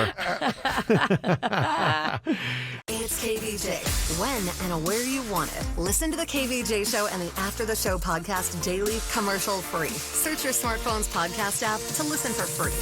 97.9 WRMF. Yeah, I think we're all just trying to make it through here, trying to make our way. Even babysitters who are charging double per hour for what they normally charge, just trying to make it through. They say job losses in the U.S. because of the coronavirus could come close to 50 million, and they project the total employment reductions to translate to a 32.1% unemployment rate. Now, I know a lot of people are saying, okay, what about that stimulus, and when is that finally going to impact me? I'm seeing probably about 3 weeks is when a lot of people are going to start getting their checks, and the $2 trillion coronavirus stimulus is officially in the works, and we'll see exactly. So hopefully you'll get a little bit of relief here soon. So that's pretty much what's going on, but it is impacting pretty much everybody through and through. I just keep seeing one thing after another, even some people with big corporations. Disney, their new CEO is like not taking a salary now. That's good. Guy who runs iHeartRadio, not going to be taking a salary anymore. That's good. Yeah, and they've had to furlough some other people, but they're cutting back even on their own money. That's cool to see. Yeah. So they say 23% say that they've already lost their jobs because of the coronavirus. And many economists expect the U.S. unemployment rates are going to surpass 10%. Here pretty quickly. It's going to be more than we had for the Great Recession. So it's going to take pretty much everybody kind of coming together, trying to find ways to #be cool and help us through this. I thought this was kind of a cool idea. It's a rent strike. It's gaining some steam in New York, Boston, L.A., San Fran, St. Louis, among the cities that have temporarily banned evictions. But many are saying that's not enough. They're calling for this strike, demanding that rent payments be waived, not delayed, for those in need during the crisis. Waived. Wow. So what happens to the landlord? For example, if I didn't pay my landlord, I'd feel bad because they're not rich. I think here's the issue. It almost goes to the babysitter thing where, Jenny, we were talking to a second ago, she's like, what do? Go to my boss and tell him that he needs to pay me more so that I can afford to pay you double? And that's just it, because it is where somebody gets cut. Then you're like going, okay, well, then where does that money come from? That's why I like CEOs of Disney and iHeartRadio and other places like that saying, okay, the people who are making a ton of money and who can afford The fat cats. the fat cats who can afford to do it, to say, look, this isn't about me finding a sandwich or having electricity or some necessities. This is about me having a third private plane. Then, maybe I'm going to help out in this time. So, And maybe if you are a landlord, like if you're a landlord that's a fat cat, like I saw Dax Shepard stepped up and he's a landlord out in Los Angeles. He told all of his people they don't have to pay rent next month. So it's good. And that's good, but it'd be nice to see like a non-celebrity do that. Sure. You know what I mean? Like a fat cat that just says, because I think we're just suggesting fat cats. Again, Yes. I go back to my landlord. I don't think my landlord's rich by any means, and that'd be rough for them. Yeah, and yeah, you don't want anybody to, be destitute themselves Sure. because they did that for somebody else. But somebody who is literally a fat cat, we all know what that means. They should be stepping up right now. yeah. So there's just a lot of people that need some help and need some love and need their recognition, and we're doing what we can to try to get to everybody. So that's why we're going to start off here with Adopt-A-Bartender is where we're going with this for right now. And what we're asking for is for bartenders, if you've been laid off and you're not getting income in, send us a video about 20 seconds or less, just with your name, where it is that you worked, maybe a signature drink, a little something about yourself. Include in it a Venmo account where people can send you money. And even just, hey, if you got $20, if you split that between 4 bartenders, 5, 5, 5, 5, 5, boom, there you go. That's simple $20 that if you can afford to do that, you can really help some people out. And we're going to start off with a couple of bartenders here that have sent us their videos and their information. Mail at kvjshow.com, mail at kvjshow.com is where we're going with that. Jason, we know here, Jason from Gardens. Sadly, he got laid off from Waterway Cafe. What's up, Jason? Hey, what's up, guys? I love you, Kevin, man. I love you guys. You know that for the last 20 years. Buddy, love you too, man. When did you get laid off at Waterway? Man, it's got to be a couple of weeks now, 3 weeks or so. It's tough out there. I've been doing it all my life, restaurants all my life. You know that, Kevin. I've been taking care of you guys. And now, thank God for Publix. I'll be stocking shelves here at Publix. Thank God. Good. Is this the Jason that stayed with me when I was crawling to Burger King? It is the Jason that was with you when you were crawling at Burger King, Jay. Brother, good to hear from you. Yes. How much do you figure in his lifetime Kevin has spent drinking drinks with you? I don't know that we need to quite go there. You are going to notice a theme here. Most of these bartenders are going to know us personally. Yes, you're right. You drink with me all the time. Well, someone asked, why just bartenders? It's really a warm place in our hearts. We drink a lot. And like I said, we're starting with bartenders, and we hope to move on to other industries we know that need it. So let us handle them first. We'll put our focus here, and then we'll move on. Jason, we got your Venmo. We're going to be putting your information up on our website, too, kvjshow.com, so people can go and leave you a nice little virtual tip since we're not able to see you at Waterway. And hopefully you get back there soon. Okay, bud? Hey, look, I want to tell you thank you, guys, for all the people that you're helping out. I don't know if you hear it enough, but thank you so much. And over the years, Jay Bird, thank you, my man. I've reaped many benefits because of you guys, and I really appreciate what you're doing for the community. Between you and Tracy sent me to Universal with the kids, and you guys cool. have spoiled me rotten, and I love you to death. We love to spoil people rotten like yourself, buddy. Thank you so much. Got Elena on here. Elena, where were you bartending before the layoff? I was bartending up in Fort Pierce at the Square Grouper. Oh. Okay. Oh, yes. Yes. That is one of the hot spots there. How long have you been laid off now, Elena? The last shift I worked was on St. Patrick's Day, so the 17th. Wow. Are there any, I assume you're just like everybody else. What are you doing kind of like in the interim? Are you just kind of waiting and seeing what have they told you about what's going to be going on there at Square Grouper? Well, I think right now we're just all still trying to figure things out. Everything seems like it's still up in the air. I don't know if anything's really been explained to anybody as far as the businesses and stuff. I don't think anybody really knows what to do. But in the meantime, I actually, I know Jason will like this, but I do DoorDash, and I'm not really that excited about still having to do it because it's a little scary, going to people's homes and stuff. So yeah. Okay. Well, we're going to definitely help you out. We got your Venmo, and we're going to put you up on our website. Okay, Elena? Absolutely. You guys need to come up and see us when we open back up. We'd love to have you. Yes. Yeah, and be No doubt. careful out there. Don't go in their house. You tell them you're going to meet them on the porch, and you leave the stuff there. Don't go in their house. They do have that option where you can leave it at the door. Yeah. Yeah, yeah, they do. I don't Yep, want they you do. in there. So No, I won't. I promise. Yeah, stop yelling at her, Virginia. Yeah. It's DoorDash. You leave at the door and then you take off running. I told you about the one dude. He told me he was in the parking lot. I'm like, all right, he doesn't want to come to the door, and he made me almost like it was a bomb. But he left the food there, walked away from it. I love it. Yeah, that's how you do it right. Yeah, I've seen some places there's a winery that is still doing the delivery, but they've got a dog, and they strap the bottle of wine to the dog, and he walks outside with your wine. That is adorable. Yes, people are loving that. And then we've also got Vanessa on here from Jensen Beach. You lost a bartending and restaurant job. You're a mother of two as well. Is that right, Vanessa? Yes. Hi, how are you guys? Good. Tell us where you were. I actually work at a couple different places. I'm a server and bartender at the Stewart Boathouse in downtown. Okay. I also privately do some bartending on my own as a referral business for private functions and parties, which obviously people are canceling weddings. My best friend canceled her wedding. That was supposed to be next weekend.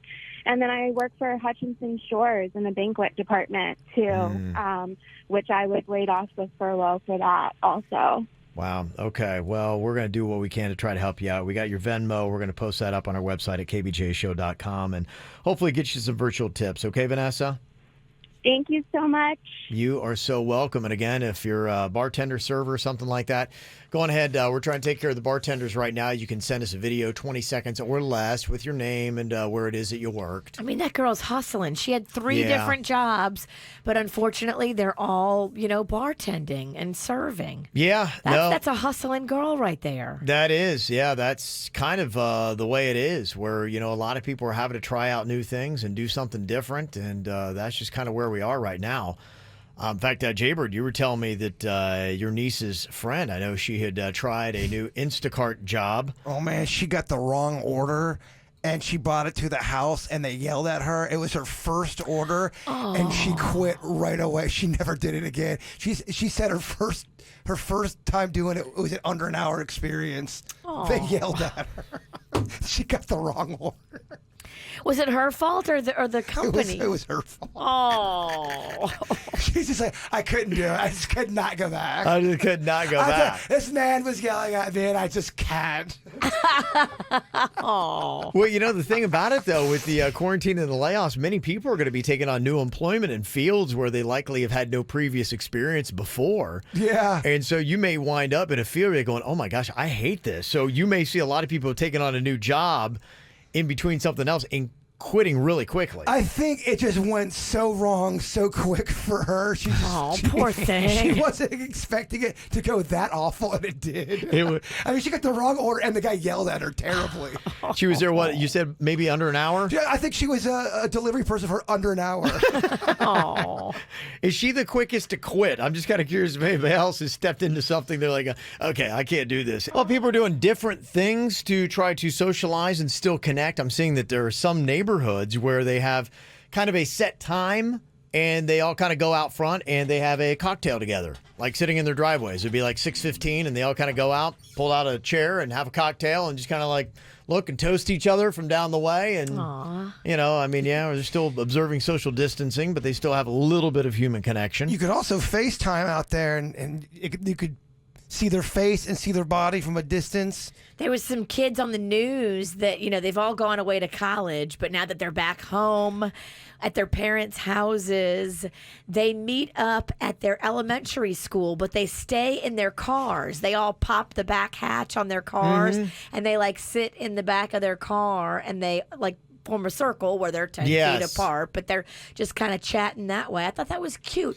They all met up at their middle school. That is really cool. There are still ways that people are doing that. I've seen a lot of drive-by type stuff where somebody would be on the side of the road. And I even was hearing about somebody that had a birthday, and they stayed in their apartment, which was about 2 or 3 stories up, and people came with their gifts, and they lowered a basket down, and then they raised the gift back up. Aww. Sprayed it down with Lysol, and then called it good. So we're all doing different stuff here.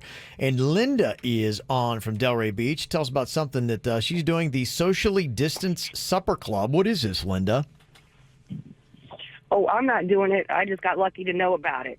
Tell me about it. 2 guys in Delray, John Brewer and Ian Patterson, came up with an idea to basically almost like flash mob a restaurant. Okay. So they started the Socially Distanced Facebook page, Socially Distanced Supper Club on Facebook, invited members, and they premiere like 1 restaurant a day.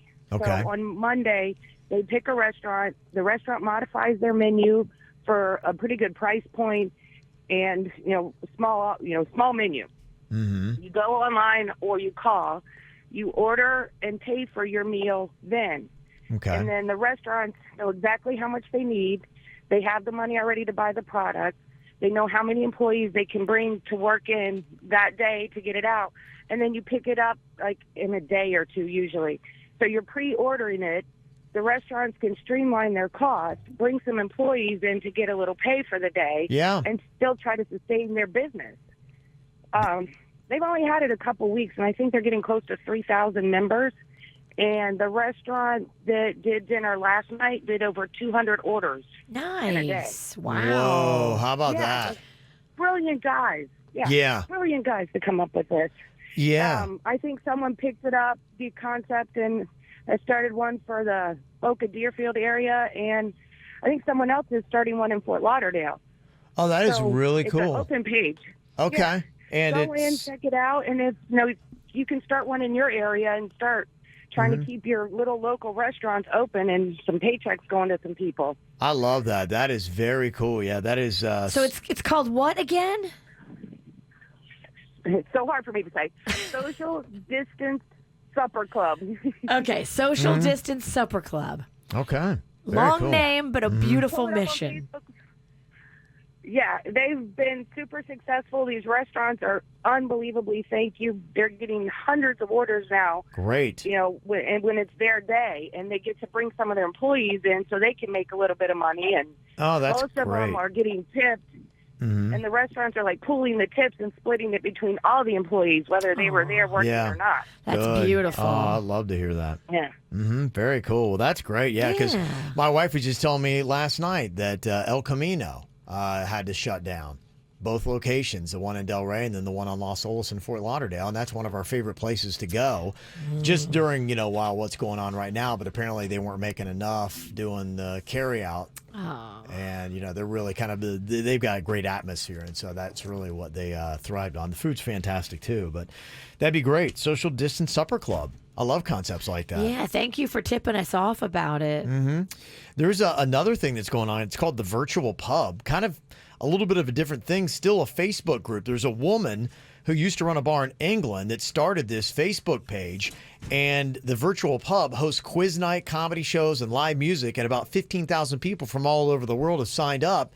And it's so popular, she's had to hire a few employees to run it while she's sleeping because it goes night and day. And so she's actually kind of found that because people still, a lot of people go to bars. I know for me, I love the socialization. I love to just see people and talk to people and meet new people. And that's, something you're not getting. So doing that, virtually now, people are still kind of getting that interaction. And now you're meeting people globally by doing that. So that's another cool little thing that you can check out, all these social interactions. That was the Virtual Pub. Yeah, I want to have a drink with somebody from Australia. It'd be an interesting thing to at least see what kind of conversations you wind up having. And look, I'll wake up to your time. You tell me when I got to be up here in the States, and I'll have a cocktail with you, even if it's... because we don't care. We're always ready to drink. I mean, even if it's 7 a.m. That's the only problem, though, yeah, because if you go hit it at noon, it's, 6 p.m. or whatever, so maybe they've been at it a little bit longer. Look, Mama didn't raise no bitch. I'm ready to go. He's ready to go. Yes. Ready to go. Ow! There's a lot of dumbass criminals to talk about, baby. It's the whacked out news. People breaking the law. Ha ha, fighting in the nude. Ha, drunk people pooping in the street. Ha ha, it's the whacked out news. Yeah, whoop. So many people on meth. Ow! Well, I got a couple more people that we need to call out that are just not really kind of doing this whole thing right. Got to start with Pastor Rodney Howard Brown in Tampa. He's a pastor of a mega church there, and he held 2 Sunday services with hundreds of people, violating their safer at home order that they got in effect. Was that this Sunday? Yeah, I think so, yeah. I told you about that other the preacher who said, everybody, I know what they're saying, but it's okay. You can touch each other for prayer. There was one in Louisiana, and then, the one in Florida, and they arrested the cat in Florida. Come on, y'all. I mean, Come on, y'all. These idiots. Yeah. They're literally putting hundreds, maybe thousands of people's lives at risk. People are driving past the church going, shut it down, you bleepity bleep and bleep. And because think about it, all those people in the congregation are now going to go, let's say, to Publix. Yeah. Is the preacher's defense going to be something along the lines of, well, I've got the Spirit in me. Spirit's not going to get me corona? I think That's what he was telling people. Yeah, God is going to protect us from this virus, and we know we're going to be protected by God. Yeah. Give God a little help. Give God a little help. God's like, look, I gave you the information to stay at home. If you have church, that's on you. Help me help you. Right. Yes. He was charged with unlawful assembly in violation of a public health emergency order. Bail was set at $500. That seems a little low. Yeah, but That's a little low. according to their website, the church say they had sanitized the building, and the pastor said on Twitter that the church is an essential business. But do what every other church in Florida is doing. Mine's doing virtual services, and they're doing it well. They're doing kids services. They're doing young adult services. They're sending stuff over, through email and over the apps And do we really clean social media. Do we really clean all parts of the church and every Bible? Well, what about this guy makes him not trustable? That bitch didn't clean. Whatever. Boy, there was a pub in London. The cops thought that they were going to have to call out. They were upset because they couldn't believe it. They were sitting there checking out Facebook Live, and they got a concert going on with tons of people just getting into the music and right up by the stage. I mean, grinding. Yeah, I mean, they're clearly violating what they put in there in their order to say you cannot congregate. So they get like 20, 30 cops from the police station. They go down and raid this joint, and nobody's there. And then they realize, pre-recorded video. Whoopsie. That's awesome. They couldn't believe it. They're watching the police station. Could you believe this? Oh, I wish I just had a video right when they figured out, oh, wait a minute, this is videotape. I think it's when they kicked the door in. This is an archive. I want to see them kicking the door down. Guys, it was video. We're sorry. Yeah. Somebody else we got to call out, a Jacksonville man. He's facing serious charges after he allegedly entered a store about 12 p.m. on Sunday and began spraying some kind of substance in a container labeled COVID-19 before telling patrons that they're now infected. Oh, my. He's been identified as 50-year-old David Randolph White. They always have 3 names. A lot of them do. He's facing charges of attempted or threatened use of a weapon of mass destruction or a hoax weapon of mass destruction. That sounds like a serious charge. He needs to be locked up for a while. Yeah.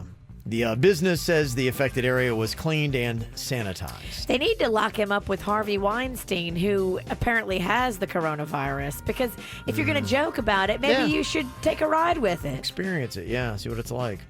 There's another guy who coughed on somebody at Walmart, North Carolina, and claimed he had coronavirus. He got arrested, and they're giving you larger than normal charges just to let everybody know. I mean, they're using that terrorist threat in there, and so it's going to count more than just you being a jerk in public.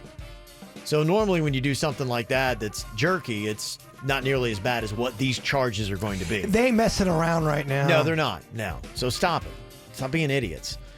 An astrophysicist in Australia. This guy's like an astrophysicist. Something that most of us probably couldn't even spell. This guy's super smart. Spell, come here, say it. He's trying to build this necklace that would warn you if you touch your face. Unfortunately, he wound up in the hospital. What do you think he's in the hospital for? Coronavirus. You would think. No, he accidentally got magnets stuck up his nose. Magnets? Okay, What? this guy's an astrophysicist. Isn't that something your 3-year-old does? Please tell me he's doing some kind of science experiment that you have to use your nostrils. Bless his heart. Oh, boy. All the book smarts in the world, yet Oh, can't cross boy. the street. Even the smart people are losing their minds. Guys, do you think this story's going to get out? I mean, I hope nobody I'm an astrophysicist. I can't have a story about me getting magnets stuck in my nose getting around the world press. I mean, I guess it's better that it's his nose and not somewhere else. Yeah, it's true. They say the world's largest spleen was removed from a man right here in Florida. 27 pounds, which they say is 8,800% larger than an average spleen. 27 pounds? That was good spleen right there. That's like just shy of Rocco. Wow. Yeah, he had a Rocco-sized spleen in his body. Oh my gosh. Do you need the spleen? Is that like the appendix where it's kind of like, who cares? I don't know, so I feel like I want to hold on to it. Okay. Not if think it's 27 pounds, Yeah, I think you know. can't have it removed. Be okay. You can. I think so, yeah. Well, I feel like I got a fat spleen. Yeah? Maybe that's You going why. to beat this guy? You want to get in the Book of World Records? Are we going to do this for World Record Wednesday tomorrow? Remove your spleen? But that would suck. We take my spleen out and it's only like 8 pounds. Yeah, and you lose. Oh, well. I mean, if I would lose weight, I want mine out. If it makes you feel less heavy and you don't need it, what the hell is it doing in there? And you don't need your appendix. I had that removed. My tonsils are gone too. And I'm missing a bone in my foot. You're a shell of a man. It's a lot of stuff. That is a lot of stuff. All right, we got a couple more stories here. The cops in Washington got into a high-speed chase on Sunday with a guy who was letting his pit bull handle the driving. Oh, The my rapper, gosh. of course, right? No, the dog. The actual dog, not the rapper. What the hell is the matter with Well, people? he thought he was responsible because he knew he was way too hammered to drive. Somehow, nobody got hurt. I don't know how, but apparently the dog's a very good driver. And he just got the DUI. And a small town in North Carolina just had a Bigfoot sighting. They say it's their 4th recent one. Now, this is less than 2 weeks after a guy spotted Bigfoot and described him saying that he was real tall, had real big hands, his fur was real black, and it was shaggy. Did he say, get? He did. And I said, get away from here. Yeah. Get! I said, get! Yeah, get.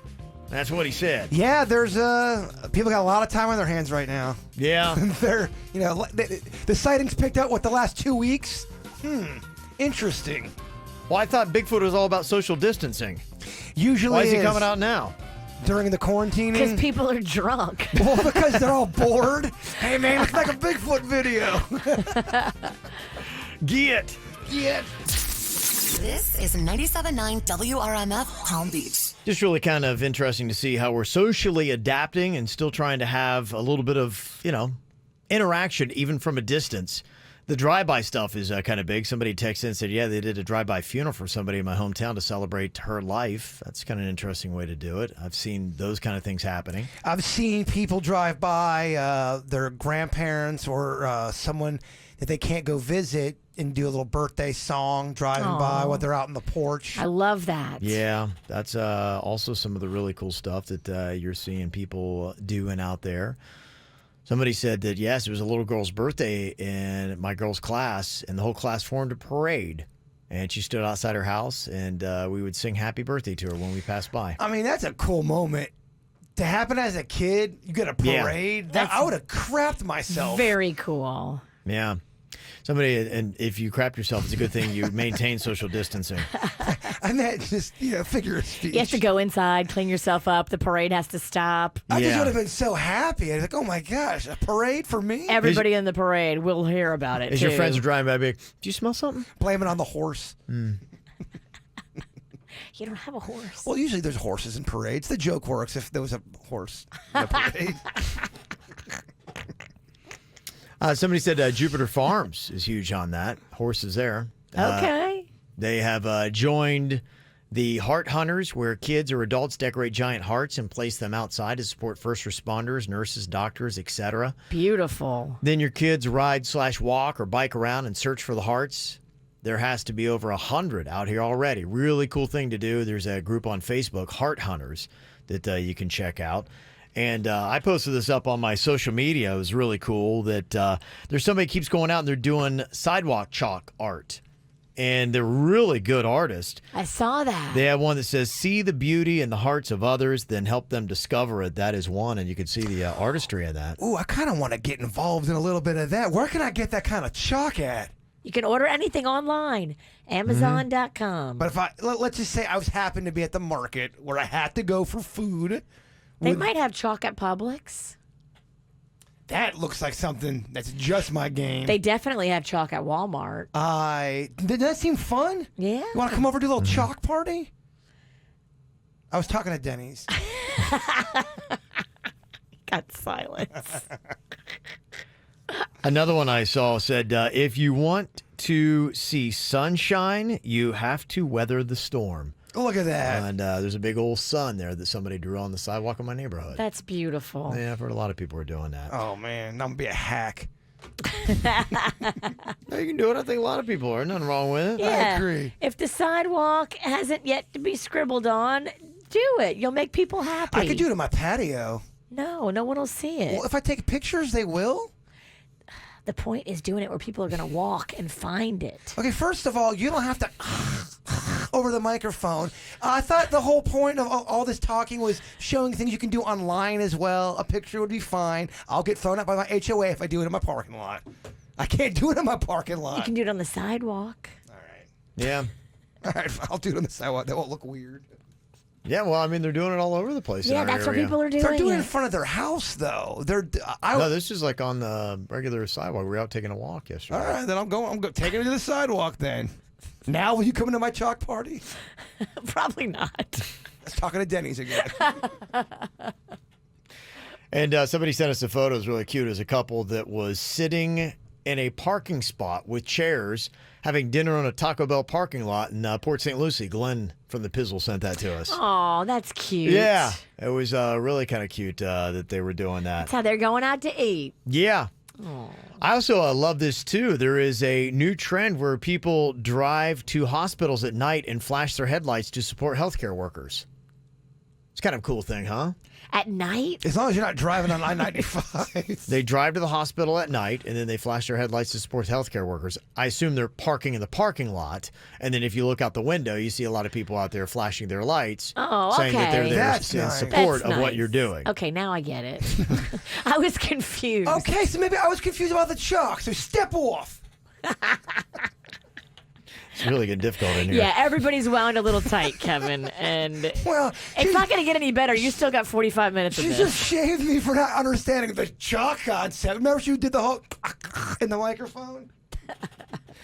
Also, I want to give a shout out. Yesterday, Krispy Kreme was giving out free donuts to healthcare workers on the front lines. Okay. Nice. And they're going to be doing it every single Monday through May 12th. So nice to get that. And also a shout out to Fit Food Fresh. They're donating 1,000 meals per week to different groups in need. And they're in Delray Beach. They are Delray Boca. They're going to be dropping off 100 plus meals to Boca Regional this week. And they've got group of elderly individuals that they would like to help out too that are in need. So if you know of any, let them know. Fit Food Fresh. You can find them at fitfoodfresh.com. Oh, yeah. Well, they're talking about a lot of people maybe packing on some weight. Did you see the meme of Little Debbie? Did they make her chubby? Yeah, it was like Little Debbie day 1 of the quarantine. There's Little Debbie day 14, and they packed some weight on Little Debbie. That's fun. Yeah. Well, yesterday somebody said in an email, man, it was impressive. It was the Little Debbie oatmeal cream pie. They're doing double deckers, so it's 2 cream pies stacked on top of each other. It's big news in the snack world. Yeah. I mean, Debbie, how you doing us? That's not what we need. Double cream pie. Speak for yourself, DeQuesta. Some of us on the wrong side of the tracks like triple cream pies. Snack King over here. Yeah. Yes. That is just his play. And we've got the March Madness snack bracket. It is wrapping up, and the finals are going on right now. And it looks like Reese's Peanut Butter Cups is going to claim the win. Snickers just can't seem to catch up with them. Wow, my prediction was wrong. Yeah. As many of my predictions are. Yeah. Yeah, it doesn't look like Snickers stand a chance. It's about double the votes. Hey, look, and I'm happy for the cup. The cup earned it. I love the cup. Does the cup win the cup? I think the cup gets the cup. Yeah, Man, that's pretty much about it. I kind of feel like it's like 10 p.m. on Christmas night right now. Yeah, I'm getting a little depressed. Go eat a bunch of cups. I really love this snack it. I love the tournament. Yeah, that was a lot of fun. I'd love to bring it back. Well, I mean, you know. quarantine times, Kevin. Yeah, that was, we're only a year away from March again. I mean, we could always do another round too. Different things. Okay.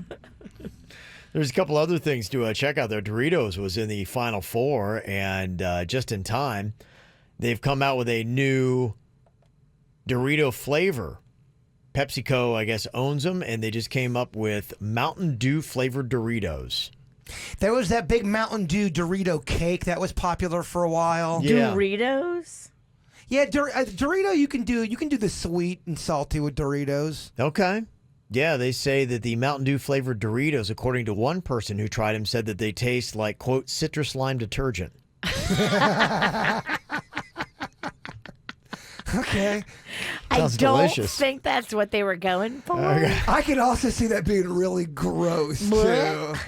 I remember they had those Burger King ketchup chips that they were out. I'm like, these might be good, and I got so sick on them. They were gnarly. Oh, they were the grossest. DiGiorno just started selling a frozen pizza that has a croissant crust. Ooh, I like that. Yeah. She just perked up. Oh, yeah. Croissant crust? Oh, yeah. Just my game. Just your game.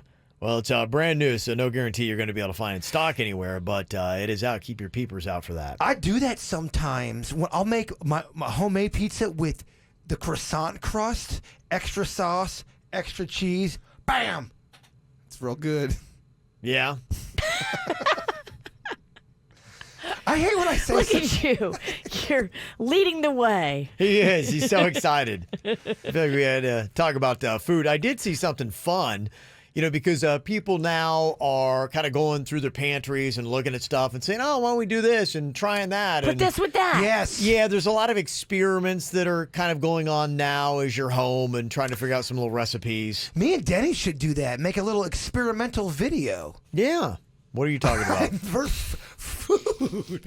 food experimental is what I mean. We've only been locked up for a couple of weeks. Y'all don't have to go gay yet. That sounded quite dirty. I meant experimental. I got noodles. I got sauces. You're still straight. Chill. That came out wrong. It did, huh? Okay. That's what he said. Oh, yeah, they're talking about weird family comfort meals that you love but would never serve to a guest. So they're kind of some odd little recipes and concoctions. Do you have one of those in your own family? What is your weird family comfort meals? Got some ideas for you. 877-979-9763 coming up at the KVJ Show. Look at you listening to the KVJ Show on 97.9 WRMF. Lucky.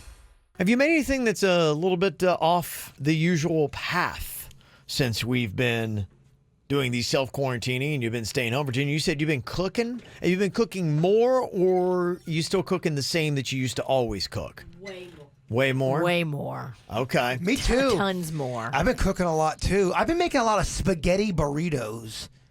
Spaghetti burritos. I can hear the curiosity in your voice. That's a carb on carb. Is that part of your carb on carb? It is, and it's easy to make. You just get some burritos, stuff that baby full of spaghetti, sauce, cheese. You can put whatever kind of meat you want, whatever you want to put in there, and then you get the griddle going, and you kind of make it. You warm it up so it melds together, and you got yourself a spaghetti burrito. Okay, interesting. Well, you know what? A lot of people go for carbs for comfort food, and that's why that one we had started your carb on carb ideas, because one person got viral just coming up with carb on carb concoctions. People too, sometimes families just have weird recipes. In fact, I was looking at a couple ideas that they had. These are basically weird family comfort meals that you loved, but you would never serve to a guest. Like, let's say you had a family over, you wouldn't just spring this on them because it's not standard fare. But for some odd reason, your family likes it. It's just something that you always serve. We had a sandwich I made called the champia, and you would never serve it to somebody. You get 2 Wonder Bread, pieces of Wonder Bread, and you get Dorito cheese dust, and you put it on top of the bread. Then you get regular potato chips, and you smash that inside the sandwich. Yeah. You put some cheese on there, and then you douse it with Italian dressing, and it's called the champia, and I ate it so much as a kid. Okay. Yeah. I had a whole backstory with it. Yeah. My name was Steve from New York, and I came up with the champia. Am I talking too much? Just let him go. Just let Steve him from go. You know what? It's making him feel better. Wow. He's stressed. I feel like I'm sitting down listening to his therapy session. Can I charge you for this hour? Yeah, can we collect a copay? Sure. Do I get all 60 minutes? There's a couple different ideas and concoctions people put up for their weird family comfort meal. One said, my family used to make macaroni and tomato juice for just the family. Not many outsiders liked it. It put some salt in mine. It's sometimes better the second day for leftovers. Macaroni and tomato juice. It's like a low-budget spaghetti sauce. It sounds, what's the word? Awful? Yes. It does not sound good. Somebody would make a tuna casserole. They would take tuna, mac and cheese, and peas and mix them all together. Ugh, I'm out. That sounds great. Ooh. Ugh. Tuna in a can is just repugnant. Tuna is, you gotta be careful you get your tuna from. Well, a lot of- Sorry, Charlie. Sorry, Charlie. You're gross. A lot of casseroles are gross because when I would grow up, a lot of moms would use that as a way to get rid of just the leftover stuff. So you would always have something bizarre like hot dogs in your casserole. Like, hot dogs? I mean, like, wait, what is this? There's always some random food item in there. It made no sense. Oh, anytime my mom was making a stew, I'm like, oh, Mom, what are you throwing? Stews and casseroles. Yes. I'd always look in, there'd always be some weird bone in the stew pot. Oh, it's terrible. Yeah, just something weird in the no mix. Don't eat the bone. Don't eat the bone.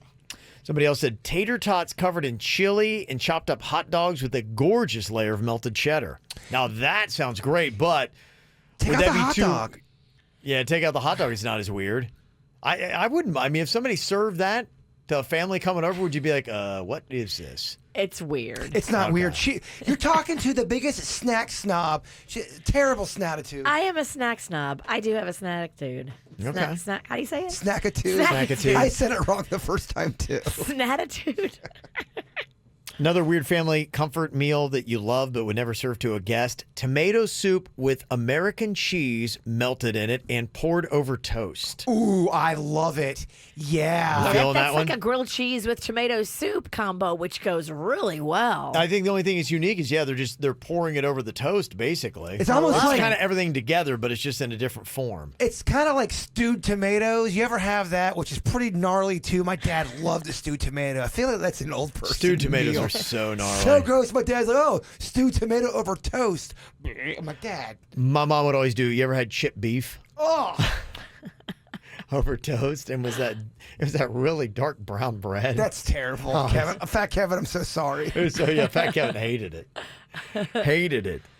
Another weird family comfort meal: steak that was deep fried with cornflakes on it. Oh, that would be amazing. Really? Yeah, fried steak sounds great. Cornflakes on anything is going to be good. Yeah, you're gonna get the chewy with the steak, and then you're gonna get the cornflakes for the crunch. I'm here for that. You are making me so hungry right now. Oh, yeah? Oh, Okay. yeah. You ready? Oh, I'm ready. The tiger needs to be fed. Oh, yes. Oh, the memories of the really weird comfort meals that your family would concoct that you would never serve if you had any kind of company over, but it was good enough for your family.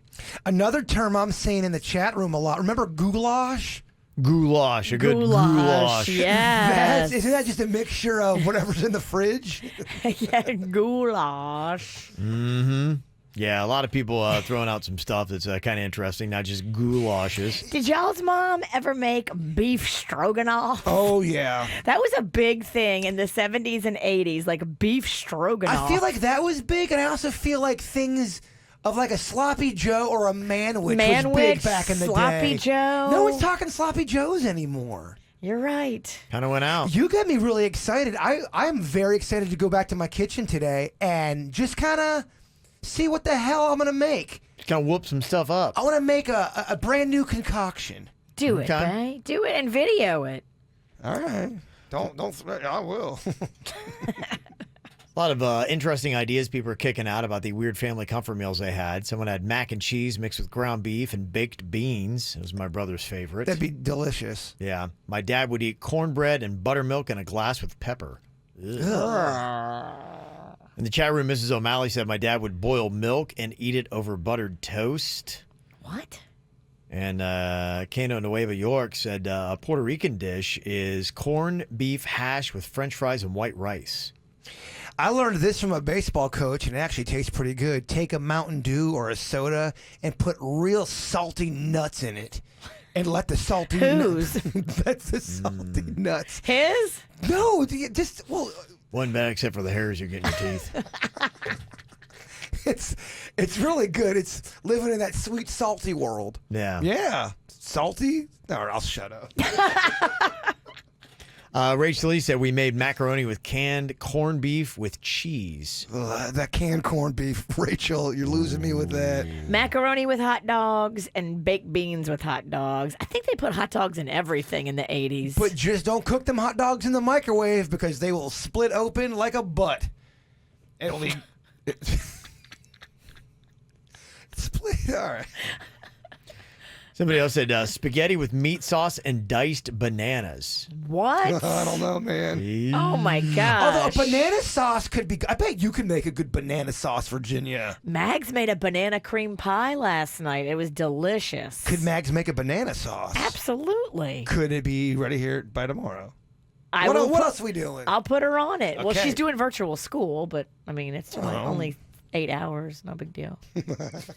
I'm sure she has time to whip up custom sauces for you. Who's Tequesta now? Yeah. Put down your book, Mags. Yeah.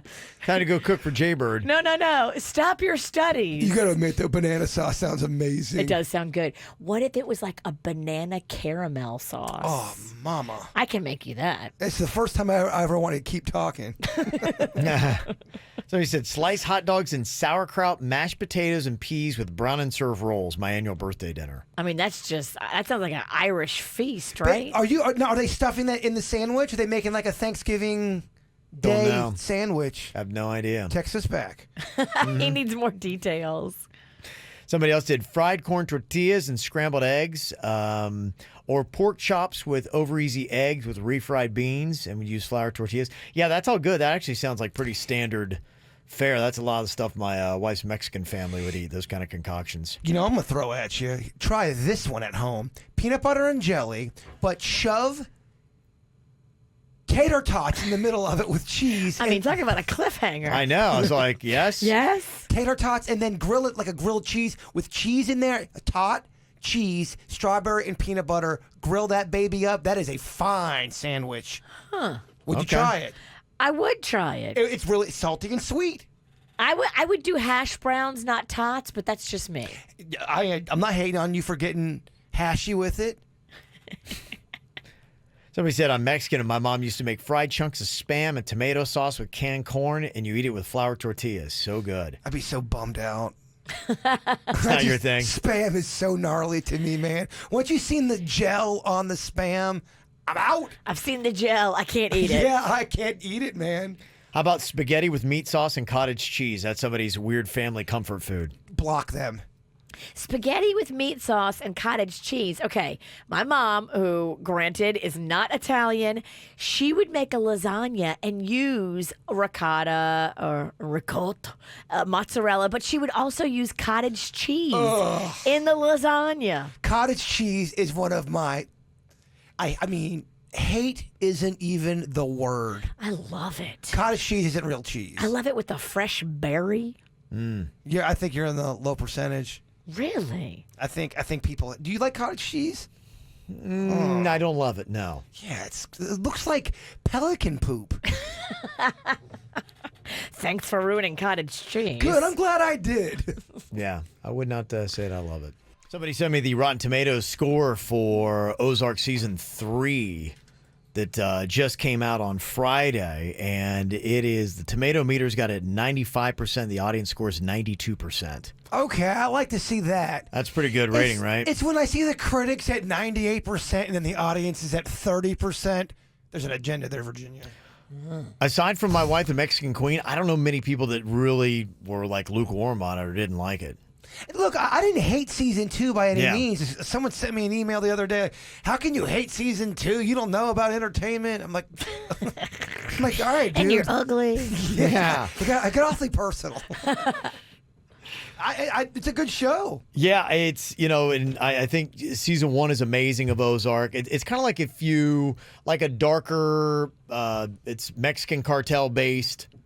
To me, it's just the anxiety of it because for me, like Jason Bateman, who's in there, we're about the same age. He looks a little bit like me, and I often think like he seems vanilla like me. And so when I watch that show, I feel like I'm in Ozark. I'm like, oh my God, I'd be losing my mind. Could you imagine working day to day, Virginia, thinking that a cartel was about to take you out with one false move? Oh my gosh. That's basically from season 1 through season 3. That's the ongoing tension. Is you just cannot imagine at your job. If you made one mistake, instead of your boss being like, yeah, I think I'm going to have to write you up. No, they just like pull you into their office and blow your brains out. You got to have the gift of gab. You got to make sure you can talk yourself out of it. Yeah, we call Pennington dead in a minute. Dead man walking. It would be a tough way to go. But yeah, if you're still looking for something to check and you do like this kind of shows, I think you would like Ozark. You can check out. And we were talking a good bit about Lion King, which has got its own South Florida connections in that as well. And, it's just it's a documentary. It's out there about this dude named Joe Exotic that is out there in the tiger world. It's going to be interesting to see if that does have any effect because we've got a lot of people with exotic animals around here in Florida. And the interesting thing they dropped at the end of that show is that there, I think there's 5,000 to 10,000 tigers in captivity in the United States and only 4,000 tigers in the wild. So the point being is that, yeah, we just are breeding them and it's, they're in captivity and people don't like it. Huh. Yeah. Interesting numbers, Ralston. Yeah, well, not my numbers. Well, they had at the end of the show. Well, I know, but I just didn't retain that. You didn't? No, Okay. I was really tired at the end of it. I need to go back and gotcha. watch it again. Okay. Yeah, we'll go check it out. Well, there's a lot of different things that people are doing to connect. There is now a quarantine dating app for the coronavirus outbreak called Quarantine Together. It is a text-based app, and every day at 6 p.m., the app asks its registered users whether or not they've washed their hands. If you answer yes, you're introduced to another user by text. And after 15 minutes, the matched users will be offered a link to a video chat if they want it. I don't like it. It's stupid. I don't know, man. Can we see the video before we start chatting? First of all, anytime you're doing anything kind of dating-wise, you need to always supply a picture first off. On the front end. You have to do it on the front end. Look, we're very vain and we're very physically motivated. It's not even about being vain. I just think that's the cool thing to do. You got to know who you're talking to. You got to know who you're talking to. This ain't a Tom Hanks, Meg Ryan movie where you're just talking with each other. Oh, it's so cute. We got Everybody's not cute. Yeah, this isn't. You got mail, and they're talking to each other back and forth. Terrible reference, Bird. Okay. And there is also a social media challenge that people are now doing. The latest. What you do is you have a camera running on a person who is unsuspecting in a room, typically is from the videos I'm seeing, and then you walk in totally naked while they're like playing video games for the most part is what I'm seeing, and you record their reaction. And there's a lot of still shots of like, and things like that's going on. What do you think Panda would do if he were distracted with some other project and you walked in completely naked, Virginia? He'd probably drop his work. You think so? Yeah, I think he would try to sniff around. Okay. Sniff around. The hound dog would come out? I think so. Okay. See, I was thinking this might be funny for both you and I to try tonight because we might get different responses. Because I would have the exact opposite reaction. If I walked in naked, there would be no response, or they're just like, ew. That might be the best. That might be the best I would get. I like to compare your reaction versus my reaction with our spouses. Okay. So yeah, if they're not checking it out, I'll try to set it up today, and you can bring in a video and do that. Jaybird, you can do that with Chewy. Unfortunately, he's blind and you can't see the goods. Do it with Denny's. He thanks God. Probably for a lot of things he can't see. Do it with one of your neighbors. Oh, yeah. These are all great suggestions, guys. Yeah. Really good stuff. There is one thing that I wanted to try out. I don't know if it would work or not, but I figured, hey, in these times, why not give it a shot? I was thinking about doing a KVJ sing-along. Now, here's how we would do it, is we would pick a song that is a great sing-along song, and we each would sing pretty much the entire song and encourage people to do the same thing on a video. And then if we get enough submissions, what I'd like to do is do kind of a super edit of everybody who sends us video of them singing this song, mash it together and see if it works out in one big KVJ sing-along. Yeah, just as long as it's not Imagine. Yeah, kind of like the celebrities did who just got panned by everybody. Right, so you got to pick a better song because the reason why they got panned was because, like, imagine there's no heaven and like going, what if grandma just died? Imagine no possessions. Look at my $1 million house. Yeah, like why didn't they go with the Don't Stop Believing or something like that? Wouldn't that be a better song? It was such a poorly, it was just not executed the right way, man. Yeah, I think that'd be a better one to go with. Yeah, if you had to say what would be a best, what song should they have gone with? I think my choice would be a Don't Stop Believing. That seems to fit this time, and it's upbeat. Well, would you like to maybe do just one for KVJ show? Because, I mean, if we did 3, it's going to be a lot of... And how many people are going to do it? I don't know. Yeah, I say we do it at least for ourselves and see what's going on, because I know Suits has got that one part of Don't Stop Believing that he crushes. I mean, I think that's a good one right there. Yeah, I think that's probably the way to go. If anybody wants to try it, you can send us a video doing it. Because I'm going to do an Olivia Newton-John. No one's going to send in a video. Then it'd be me just doing an Olivia Newton-John song. Yeah, so that'd be the assignment. It'd be like everybody does the same one. Yeah, Don't Stop Believing. And we can try that out, and we'll try maybe a super edit on that and see how that works out with all of us trying it. That's it. You're right. That is Suit's signature song right there. Well, he lays claim to the, the big, some will win, some will lose. Yeah. Do you remember the one time when we were doing the cocktails in karaoke and somebody beat him to the punch? It was some guy who sang Cy Dobbins. And no, it was some other guy, and he did pretty good. And Suits just like, son of a... He was mad. Took his song. Well, because it's kind of... do you guys feel like you should not do a duplicate of for karaoke? If someone does it shouldn't take somebody's song. Yeah, you really can. If somebody does it, it's kind of off the table because we do it for, 2 hours? Yeah. Right. So, yeah, within 2 hours, hearing the same song again? Nobody wants that. Nobody wants that. Okay, some people are throwing out other suggestions. Best sing-along song, if we did a super edit of it. If it's not Don't Stop Believing by Journey, somebody said we should do Sweet Caroline because everybody knows that song. Yeah. I know, I kind of felt that way about that, too. Oh, I'm so burned on that from doing that from cocktails and karaoke. We would finish with that song every time, and so it's been a lot. Yeah. I've really ended up really not liking that song. Somebody said that you should do Don't Stand So Close to Me by the Police. That's a good one. If it's better with coronavirus that's going on. If you want to be extra topical. Yeah. Yeah, we could do Is one. it a great sing-along song, though, is the only thing. I mean, I know it's timely, but I don't know if it's as good. She wants you so badly. I don't know. Yeah, Denny's just pointed out, Sweet Caroline says, hands touching hands, which we can't do. No, you're right. It would modify it in a cheesy way. Hands washing hands. Yeah. And now we're part of the internet problem. Yeah, and now we are literally part of the cheese ball problem. We need to punch ourselves in the face. That's what we all should do at the end of the video. Boof. Just knock yourself out. We can't. Seriously, I'm going to quit the show if we do Sweet Caroline. Yeah. I'm going to quit right now if we even talk about it again. Somebody said you should do a sing-along with Jaybirds toilet paper song and mash it up. But yeah, not everyone knows it. It'd be tough. It's too new. Too new. So good. Yeah. Mm-hmm. Thanks, Virginia. Yeah. What about the toilet paper thing? Has anybody gone back? I heard that Walmart was supposed to get a delivery yesterday at 2. I know they're getting deliveries. I was there right when I feel like they had toilet paper cooking, and right when I went to go get some, it was gone already. So I put in an order with the girl that's checking on pricing and everything per roll for us to do it again for free.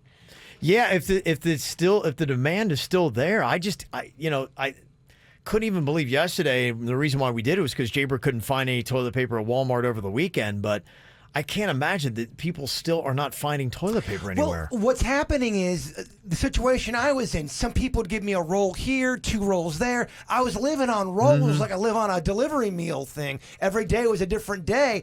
And, sometimes the store just doesn't have them. You'd go to the store for toilet paper and they'd be gone. People are snatching them up as soon as they put them on the shelves. And when I was there, Publix over the weekend did not have any. It's gotten better, but the problem's still out there. Okay. Well, I guess it's there. We'll still try to help out. There's a couple little positive stories here to wrap with today. One I think is really cool and just kind of an example of, what people need to do is we're all kind of struggling here. A lot of people really are. There's an owner of a cafe in Melbourne, Australia that saw how many people were lined up for unemployment. So he went to the bank, took out $10,000 and gave everybody $100 to buy groceries. That was awesome. How cool is that, huh? I'm no legend. I'm just an ordinary Australian citizen looking to lend a helping hand. I thought to myself, you have food in the fridge for your children. I just went to the bank. They only gave me what I could withdraw, and I rocked up and I started at the back of the queue, worked my way through, and I covered everybody in the queue, everybody that was present at that time frame at Centrelink, and they even allowed me to go inside. You got to go to the supermarket, take a few bags of food home to your families this evening. Okay. Did I hear someone cough in the middle of that clip in the background? All over the guy, yes. I thought all over the guy. Sounded like a cough. He woke up this morning, he's sick. Oh, yeah. No doubt about it.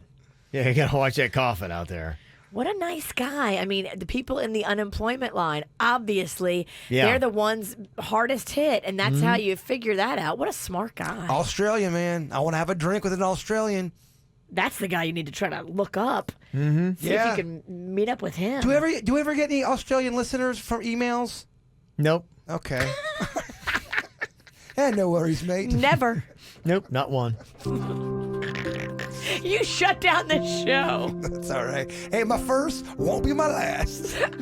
All right, Jay Bird, before we get to the After the Show podcast, leave us with a little positivity. Topical with this one. A tiger doesn't lose sleep over the opinion of sheep. Oh, I like that. Tiger King. Okay. Be a tiger, just not the Tiger King. Yeah, that's actually a good thought, too. Yeah.